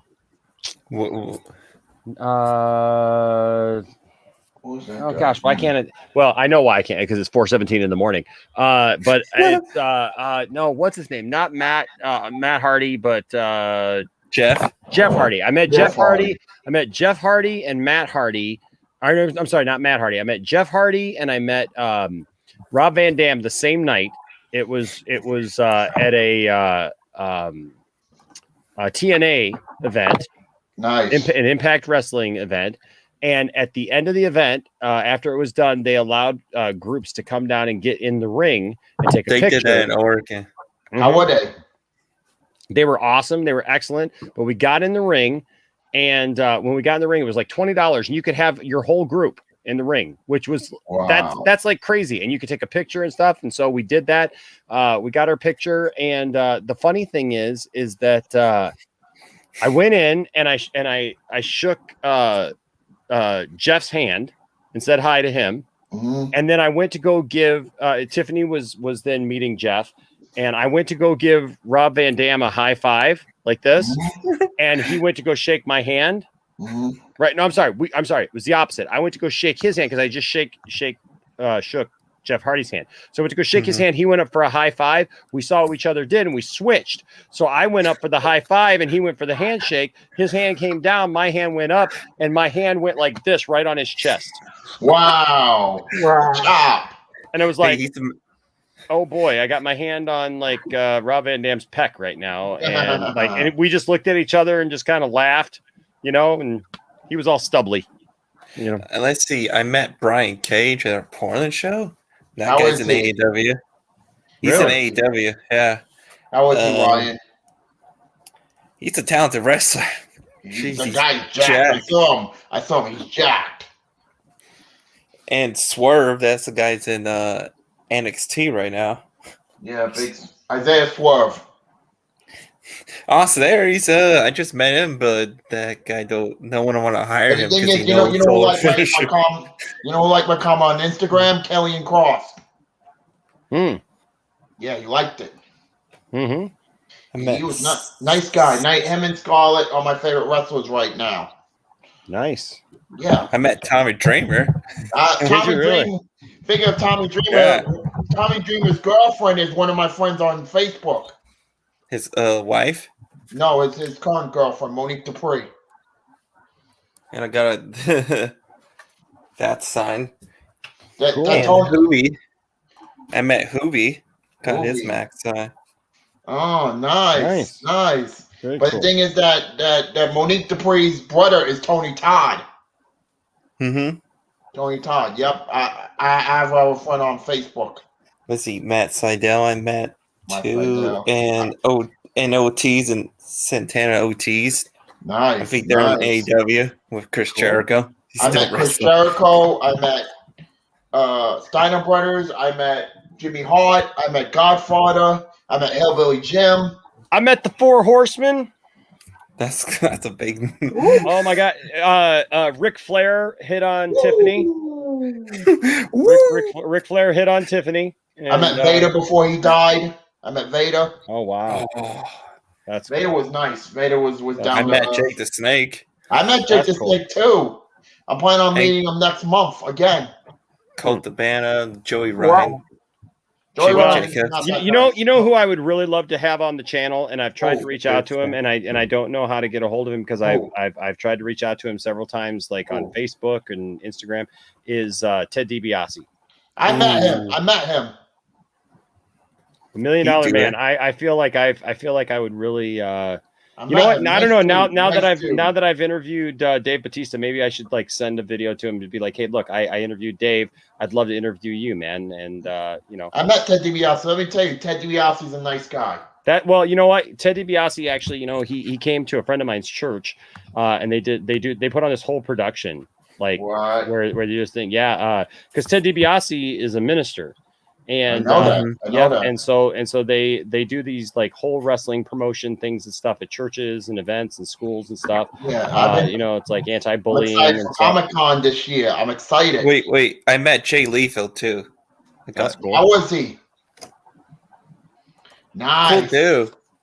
Like I met a lot of wrestlers. TNA did it. I remember TNA did it push her and he I met left. China. I met China before she died. Oh yeah, because of her health issues. Yeah. Yeah, I met China. She was very nice. China was very nice. That's cool. So Daniel, you what do you got on your mind tonight? Well, I want to show you just, first of all, my English is kind of bad, so I don't understand. But I want to show you this. This is my passion. Oh yeah, you got a I'm a huge Power Rangers fan into Batman too. But that's it. I was listening all your WE, and I met Randy Orton actually. They did a show in Panama like 5 years ago, and I had the chance to meet Randy Orton. It was cool. Wow. How was he? He was really humble. I thought he was like a dick, like in most of the shows, but he was so cool. And my brother has a picture with him, and it was just mind blowing. Look what I got. Look what I got. Oh, hey, dude, you and I, man. You and I, bro. Check us out. Yeah. Check us out. You and me, Anthony. Yeah, I got this toy. See that? Heck Monster yeah. Transform into monster. Heck yeah, man. I got that setting in my room. I'm right there with you, man. I got the same figure, bro. Yeah. There it is. Wow. Yeah, and I got the Silverhawks tape in storage. Nice. Yeah. I'm gonna upload that on my YouTube channel in the near future. Dude, that's awesome. That's awesome, man. Thank you, Anash. Yep, I always wanted a Monstar, and I found him at local toy guy's place, and I was like, yeah, cool, Monstar. Sweet. Yeah. Wait, give me the might, the muscle, the minute of Monstar. Heck yeah. Wait, transforming is badass. Oh yeah. They should make a movie of that. Of Silverhawks? Man, I'd love a movie of Silverhawks. I think a Silverhawks movie would be fire. I don't know if it has the popularity to warrant it, but I'll tell you what, it was a great concept. It was a great concept. Yep. And it looked cool. I have like the one with the boxing robot in it on tape. And the action figures were sweet, man. Yeah. That vacuum metal, look, man. It was awesome. Yep. It was awesome. But I love Silverhawks. I would love to get I used to rent the tapes back in New York City. Everything will be said in my memoirs. Yeah. Have you guys watched my PLW episodes? No, I don't have time because today I had to go out with my worker. No. I've got a thing. You can watch it anytime, Anthony. I got this thing called PLW, which is Poindexter Lounge Wrestling. And it's action figure wrestling, and I've got two episodes. I got 2 episodes, and Tiffany and I got to do a 3rd episode. But I'm thinking maybe Monstar needs to take on Darkseid. I have that toy in storage. That would be cool. Yeah, that'd be a cool match. Yep, it'd be a sweet match right there. But the thing is that I want them to make a Justice League 2 and 3, but it's not going to happen. Well, you know what, man? We don't know that. We don't know. You gotta have I'm gonna go see Fast and Furious on the 25th. Cool. Fast 9. We call it Fast 9. You big Fast and Furious guy? Oh yeah, I got the DVD on there. I love Fast and Furious. The 25th, and we're gonna go see Black Widow. I feel like I need to give the Fast and Furious another chance. I'll be honest with you. I'll be honest with you. I have not been a big Fast and Furious guy, because honestly, I like The Rock, but I don't like Vin Diesel. Yeah, I'm not a Vin Diesel guy at all, and so I know people are, and hey, God bless you. Bloodshot was amazing. I saw it. I saw Bloodshot. Yeah, I just have never been a big fan of Vin Diesel, so that's kind of like not been my thing. But I feel like I need to give it another shot because I know a lot of people who really Have you seen love Bloodshot, the Fast. Inosh? Have you seen Bloodshot? I have not seen Bloodshot. No. Bloodshot was good. Yeah, I seen it. It was pretty good. Was it? Okay. Yeah. I'll have to give that a shot for sure. Bloodshot is good. You should. The Trauma movies. I'm trying to do a 4-part biopic, but unfortunately, Trauma is busy right now. Yeah. That'll come. My time will come. You remember the Toxic Crusaders? Yeah. We're the Toxic Crusaders. It's called Toxic Crusaders. Toxic Crusaders. Well, remember but remember they sang their song at the end, like they made up their own song in the cartoon. So it was like, we're the Toxic Crusaders. We're the Toxic Crusaders. And we're the Toxic Crusaders of that we're pretty sure of. Sorry about that. So the thing is that they're remaking Toxic Avenger. Remaking. Are they really? Wow. With Peter Dinklage playing Toxie. Man, who is? Peter Dinklage. Wait, what? Peter Dinklage is playing Toxie. Peter Dinklage is playing Toxie, the Toxic Crusader. Yeah, they just cast him. What? Huh. It's like you're trying to cast Jack Earl Haley and trying to be Freddy. Look at this. That worked out. Ooh. Nice. Yeah, Lloyd signed it. Oh, wow, dude. That's cool, man. Wow. Lloyd's a sweetheart. That's cool, man. Lloyd, I want him to do my 4-part biopic. Wow, that's cool, bro. I don't know if that's going to happen or whatnot. You think it will happen? The Toxic Crusader? The 4-part biopic. Of what now? My movie. Oh, your movie. Well, you tell me, man. Is it going to happen? Yeah, it's going to happen because I'm going to play me. That's cool. Yep. Music Man says, yeah, he is. I really want to see it. That's Peter Dinklage. As Toxic. I would have never, ever thought of Peter Dinklage as the Toxic Crusader, but I think so. I love Toxic Crusader. I love Lloyd Kaufman. I love his style. I'm a big Trauma fan. Mm-hmm. My favorite is Return of Nukem High Volume 1. Yeah. Yeah. Volume 1 is awesome. That's interesting. That is so interesting. Yeah. I'm just trying to imagine Peter Dinklage as the Toxic Crusader right now, and that's blowing my mind because the Toxic Crusader is such a he's a big strong guy. So I don't know, but the thing is that I'm trying to picture. I don't know about Peter Dinklage playing Toxie. I don't know, man. But hey, you know what? God bless them, man. If they can make it happen, go for it. They just reported at the end of the year, Inosh, that Peter Dinklage is going to play Toxie. Well, that's cool. I'm all down. I'm all in. I'm in. I'm in. Mm-hmm. Anything else on you guys' minds tonight?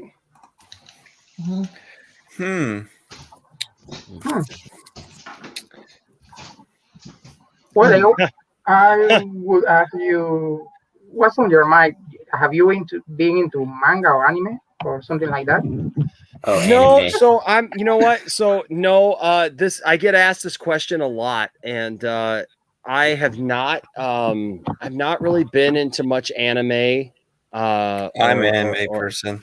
Are you? Yeah, I know, and I know I've got a lot of friends who are into anime, and I'm into anime. Anime is one of those things that there's different things I've been interested in, maybe, but like everybody tells me that I would probably like My Hero Academia. I mean, I don't know. My anime kind of goes old school because technically there's things that I loved as a kid that were technically anime that got brought over, you know, but you know, they're not the mainstream stuff that's out there nowadays. I mean, like Voltron, for example. Voltron's awesome. Voltron's awesome. Yeah, Voltron Robotech. was originally anime. Speed Racer. Speed Racer, yep, Speed Racer. I was into that as a kid, and then also Transformers Generation One was OMG, I love my Transformers. I got the Transformers movie back there. Same here. Original copy. I grew up with Beast Wars. That's the sequel. I grew up in Generation One because I used to watch it every day when I used to go home from school. Yep, that was me. That was me too. That was me too. But I got GI Joe, Transformers, Voltron, GI Joe, Thundercats, Ghostbusters, Mask. Yep, we just talked about Silverhawks. You know, I mean, all that stuff, man. You know, I love this stuff. That was my stuff. So there's not a lot. I'm aware of some you know, anime. Ramble the Cartoon. Yeah. So so there's a lot. Yeah, some Battle of the Planets. Somebody mentioned Battle of the Planets. Darren mentioned Battle of the Planets. I'm aware of Battle of the Planets, and I watched it a little bit. Yep. I watched Rama one half in the 90s. Well, what was it? G-Force. I was wasn't that? Is that the same? Battle of the Planets, was that the same as G-Force? Yes. Yeah, that's what I thought. Yeah. Because they used to play it in old Cartoon Network. Robotech, OMG, I love Robotech. Ultraman. What's that? Oh, Pokemon. You know, I was never into Pokemon. That one skipped on me. My kids were absolutely into Pokemon. I love Pokemon. I got the Pokemon tapes in storage. Games, yes, anime, no. Yeah, I was never into Pokemon. How about Galaxy Rangers? I know what that is, but I'm trying to picture it right now. Galaxy Rangers used to be dope back in the days. Same with Sailor Moon because of the popularity too. Sailor Moon, I am aware of. Yeah, I love Sailor Moon. That was at the same time with Dragon Ball Z and Sailor Moon became like the head fins. Black Ops, you don't know that. You don't know that. You don't know. Frank will get you. You don't know that. You see what we do with the girls in the films. With those claws. I couldn't get into a lot of stuff when I was a kid. I couldn't get into a lot of stuff. I'm a big Inspector Gadget fan. Oh yeah. I got Inspector Gadget and storage, you know, trying to get them online, but you can't find them anywhere because it's hard to find. Dino Riders. Man, Dino Riders. Dino Riders were awesome. What else? What else? What else was I mentioned Rambo the Cartoon. That was cool. I got the tape in storage. I mean, there was. I mean, you know, like there was, of course, like Mask. I love Mask. Love Mask in the '80s, man. That was a great. I got the DVD. I got the DVD in my thing. I got my DVD in the thing. I like Mask. I used to rent those tapes. Plastic Man, Thunder the Barbarian. Do you remember Captain Power? Yeah, I used to watch it on Channel 11. Captain Power. That's Captain Power. Skeleton Warriors. Somebody earlier said Visionaries. Yeah. Visionaries and Humanoids. Captain Planet. Captain Planet. Captain Planet. Was never into Captain Planet. I love Captain Planet. Remember James Bond Jr.? Yeah, I love that show. James Bond Jr. Yeah, but the tapes are hard to find on. They sell it for like eBay. Max and Centurions were also great. Centurions were the bomb. I used to rent Centurions in my video store. Yeah, Spider-Man was good. Hulk was good. The real Ghostbusters was good. You remember the other Ghostbusters? Yeah, I got that in storage. Ghostbusters. Cops. Oh, Cops. Oh my gosh. Yeah, there's some stuff right there. Cops. Cops was an interesting show. What else I can think of? Mighty Max. Man. Mutant League. Remember Mutant League? Yeah, that's an awesome cartoon. Mutant League. What else? What else? Some good ones. I'm wearing my Ninja Turtle shirt. Tiny Toon Adventures, man. Yeah. Piggy and the Brain, yes. Chip and Dale Rescue Rangers. Chip and Dale Rescue Rangers. Oh yeah, DuckTales. DuckTales. Yeah, all that stuff, man. The theme song. Oh yeah. Life is like a hurricane here. Duckville. Race cars, lasers, Airplane. But that song made me cry, you know. Nostalgia. Absolutely, man. Lots of good stuff, man, from my childhood. But I'm doing good. You know, Sunday is Mother's Day. I want to honor my mom, which my mom is still alive. You know, good, I love man. her. Good, man. She raised a good son. I'm glad to hear that, man. Thank you. Thank you. See, but it never looked like an anime. Samurai Jack was like an anime, kind of. Yeah, Samurai Jack, let me tell you, the ending was so satisfying. Oh, yeah. Yeah. So worth it. They concluded the series pretty well. I got my money's worth with that. Just keep it like that. I don't care what people complain about. No, just keep it like that. It's perfectly fine. It's better than that season 4 with a baby. Ugh. But I love the ending of Samurai Jack. That was a satisfying ending. Yeah. What else we can think of? GoBots. GoBot. You know, GoBots are like underrated, man. I'll I tell love you the what, like cartoons. I had some GoBots. Actually, I would love to get my hands on a Leader 1. Actually, I love to get my hands on a GoBots tape that's in storage. GoBots. I was into GoBots when I was a kid. Not as much as Transformers, obviously, you know, but I was down with GoBots. I like GoBots. I like Centaurians. I like Thundar the Barbarian. Thundar the Barbarian. Yeah, they should make a live action version of that. That'd be interesting. That could work. But, you know. If they direct it right, that's good. The problem. Yeah. Look what happened to all the Resident Evil films. Resident Evil films were trash. The first 2 were fine.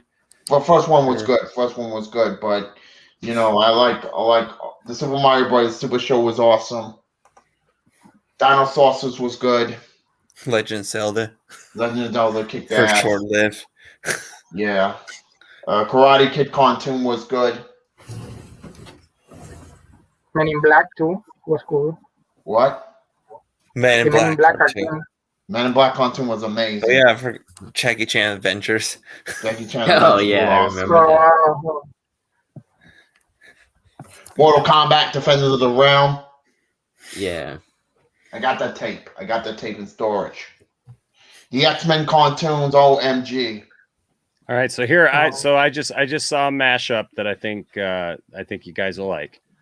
All right, so here you go. Here's the mashup that you didn't know that you all needed, but now that you know that it's there, I don't think that you'll be able to live without it. I'm just saying. You could tell me, but I didn't know that I needed this until I saw it. Nice. Starscream and My Little Pony. Just saying. Megatron, why am here with Little Ponies, Megatron? Shut up, Starscream. I like Starscream. Starscream's awesome. I think we may have lost Tim. I think Tim may be asleep. That's a nice one. Gosh. Yeah, I just saw this and I thought it was hilarious. I thought it was absolutely hilarious. I love Transformers. Remember Gem and the Holograms? Oh heck yeah. I love that. The ending was so sad. The ending to the show was sad. I don't remember the ending. The ending, I'm not gonna spoil it for you. Oh dude, I'm never gonna go back and watch that. The ending was just sad, you know. What ending? What was the ending? We all want to know. Spoiler. The ending of Gem, where all of them reunite. Gem retired from the music scene. Oh. That was sad, and they they sailed together, and that was their goodbyes. You know, they were retired from the music. Jem was sad at the end. Aw. Mm-hmm. Oh, that's too bad. Yeah, that's kind of dark for a cartoon. Yeah. That was dark back in that time, you know. It's like the Strawberry Shortcake ending, man, where like they all get baked into a pie, then they all cry. Robot Chicken. Yeah. Oh, I love Robot Chicken. Oh my too. god. Seth Green, God bless him. God Robot bless Chicken, man. They make a fun everything. Oh, I but love the thing Robot is, the Chicken. ending of Gem was sad. The ending of Gem and the holograms was sad. Hmm. It ended 3 years. It ended 3 years. Hmm. Yeah. Hmm. I can't wait for MCU content. I'm excited for it. Can't wait for Batman returning on HBO. See Kevin Conroy voices Batman again. I can't wait for the Batman, you know, with Robert Pattinson. That's going to be good. I saw the Selena Kyle clip of it, you know, online. That it was cool. I like Zoe Kravitz as Selena Kyle. I think Black Adam was pretty hyped. I think it's gonna be Black good Adam, movie. OMG. Black Adam's going to be good. Black Adam's going to be good. What else is going to be good? The Spider-Man No Way Home is going to be good. I think Andrew Garfield is lying about his return to. BSing us. BSing us. Jason the Wheeled Warrior. Yes, that's a show. How about Hulk Hogan Rock and Wrestling? Oh heck yeah. That theme song too. Bradley, so am I. Bradley, so am I, man. I love Family Guy and I love Robot Chicken and I love South Park, and I'm so glad that all three of those shows are still on the air. I still love it. I've been watching old episodes of South Park this last week, man, on HBO Max. Just going back. I've been watching a ton of old seasons. My favorite is where Mr. Mackey gets fired. Yeah. I can't. What did you say, Ryan? What did you say, Ryan? Sit-ins. What was it? The Sit-ins. Oh, The Simpsons. Oh yeah, The Simpsons. Yeah. I like Skinner. I like Principal Skinner. Yeah, this Bret Hart. Nice. Nice. I met Bret Hart. I got a Mark Hamill and I've got a Weird Al Yankovic. The Simpsons. Homer, use the forks. You mean the force? No, Homer, the forks. I met Bret Hart. I met Bret Hart, by the way, a few years back. Very cool. Yeah, he charged me $40 to go up, get in, shook his hand, got the autographed WWE book, and I was out of there. Bret Hart was nice. He was quiet. Bret Hart was quiet. Bret Hart was quiet. It's interesting. Yeah, I met who else did I met? I met Sheamus. I met Jerry Lawler. I met Carmella. I met R-Truth. R-Truth is still wrestling. Wow. Yes, he is. I met who else did I met? I met Dusty Rhodes before he died. Hot times. I met the American Dream Dusty Rhodes. The American Dream Dusty Rhodes. He was a nice guy. He told me, kid, don't give up on your dreams. Kid, don't give up on your dreams. Yeah. This is WCW here. Be like the big boys playing. Be like the American Dream Dusty Rhodes. Yeah, but I met Stan Lee before he died. He shook my hand. I met Curtis. Nice. Ray Panels. That's yep, cool. I met I met Lloyd Kaufman. One of my favorite highlights of my life is meeting Lloyd. That's awesome, man. Lloyd Kaufman is awesome. Lloyd Kaufman is the king of all. I hope he does my movie. That's very cool. I met Dominique and Gary Payton. Dominique and Gary Payton, nice. It's kind of cool to me. I got a crush on this girl on Instagram. Her name's Jill from the Brooklyn Nets. But unfortunately, she's kind of like busy right now. Kind of busy right now, huh? Yeah, doing Hello, her thing. ladies. Watch out, man. the stormtrooper effect. Just like to tease everybody a little bit, just tickling it a little bit.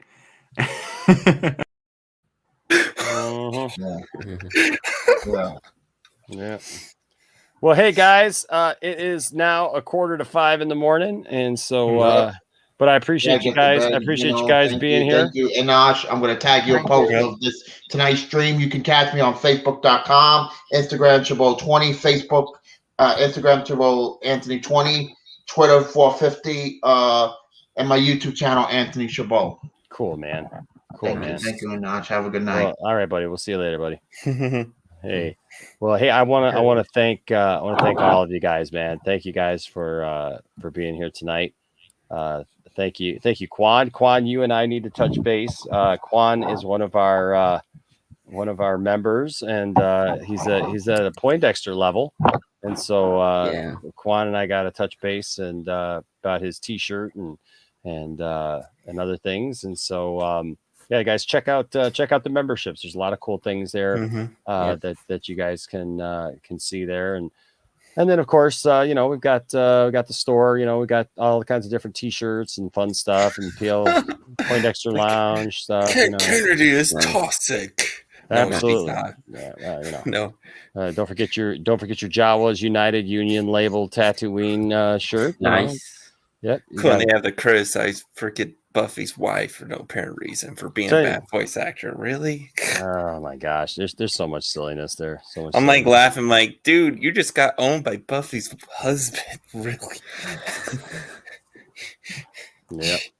Yeah. Well, hey guys, I appreciate you all. Thank you guys for being on tonight. Appreciate you. Thank you, Quan. Thank you, Daniel. I'll DM you on Twitter. All right, man. Thank you, Ryan. Appreciate you guys being here. Thank you to all my guests tonight, my panel. Thank you to that junk man, William, of course, the wonderful Wonder Meg, who was here tonight talking toys with us. And it's always a good night to see you all. So I'm gonna send you guys out, and then I'm gonna close out the show. Yep. And thank you guys for being here. Appreciate you guys. Nice. Bye. Bye. See you, Daniel. And then Tim is very quiet. I don't know if he left the stream or if he's still there. But we'll see him later. Hey guys, thanks for being with us tonight. I appreciate each and every one of you. Yes, Bradley, I'm gonna get some sleep. Thank you. I'm so glad that you guys enjoy the Poindexter Lounge. I'm so glad that you guys enjoy coming here and being a part of what we do. Because you guys are all awesome, and I always look forward to seeing you all here in the chat and when you guys can come on. And so I do like call-in nights because you never know, where it's going to take us and what we're going to talk about and who's going to show up. I mean, tonight Wonder Meg showed up. That was awesome. That junk man was here. That's awesome. Brian was here from the beginning. It's always good to see Brian. So, anyways, guys, like I always say, don't let anybody tell you that your fandom doesn't matter. But you know what? Strive to have good conversations. Don't tell anybody that their fandom doesn't matter either. But strive to have those good conversations and find out what it is about someone else that makes them tick and what makes them like something. Maybe it's not your thing. Maybe like we were just talking about a couple of minutes ago. Maybe it's anime. Maybe it's something else, and maybe you've never really tried it. And you got a friend who's like really into it or whatever. You know what? Be willing to try new things. It may not be for you. But you know what? Don't tell somebody else that their fandom doesn't matter and the thing that they like doesn't matter. But try to have those good conversations and make sure to treat everybody with respect. And if you do that, you'll always have a place here in the Poindexter Lounge. Till next time, stay nerdy, my friends. All right. Bye-bye.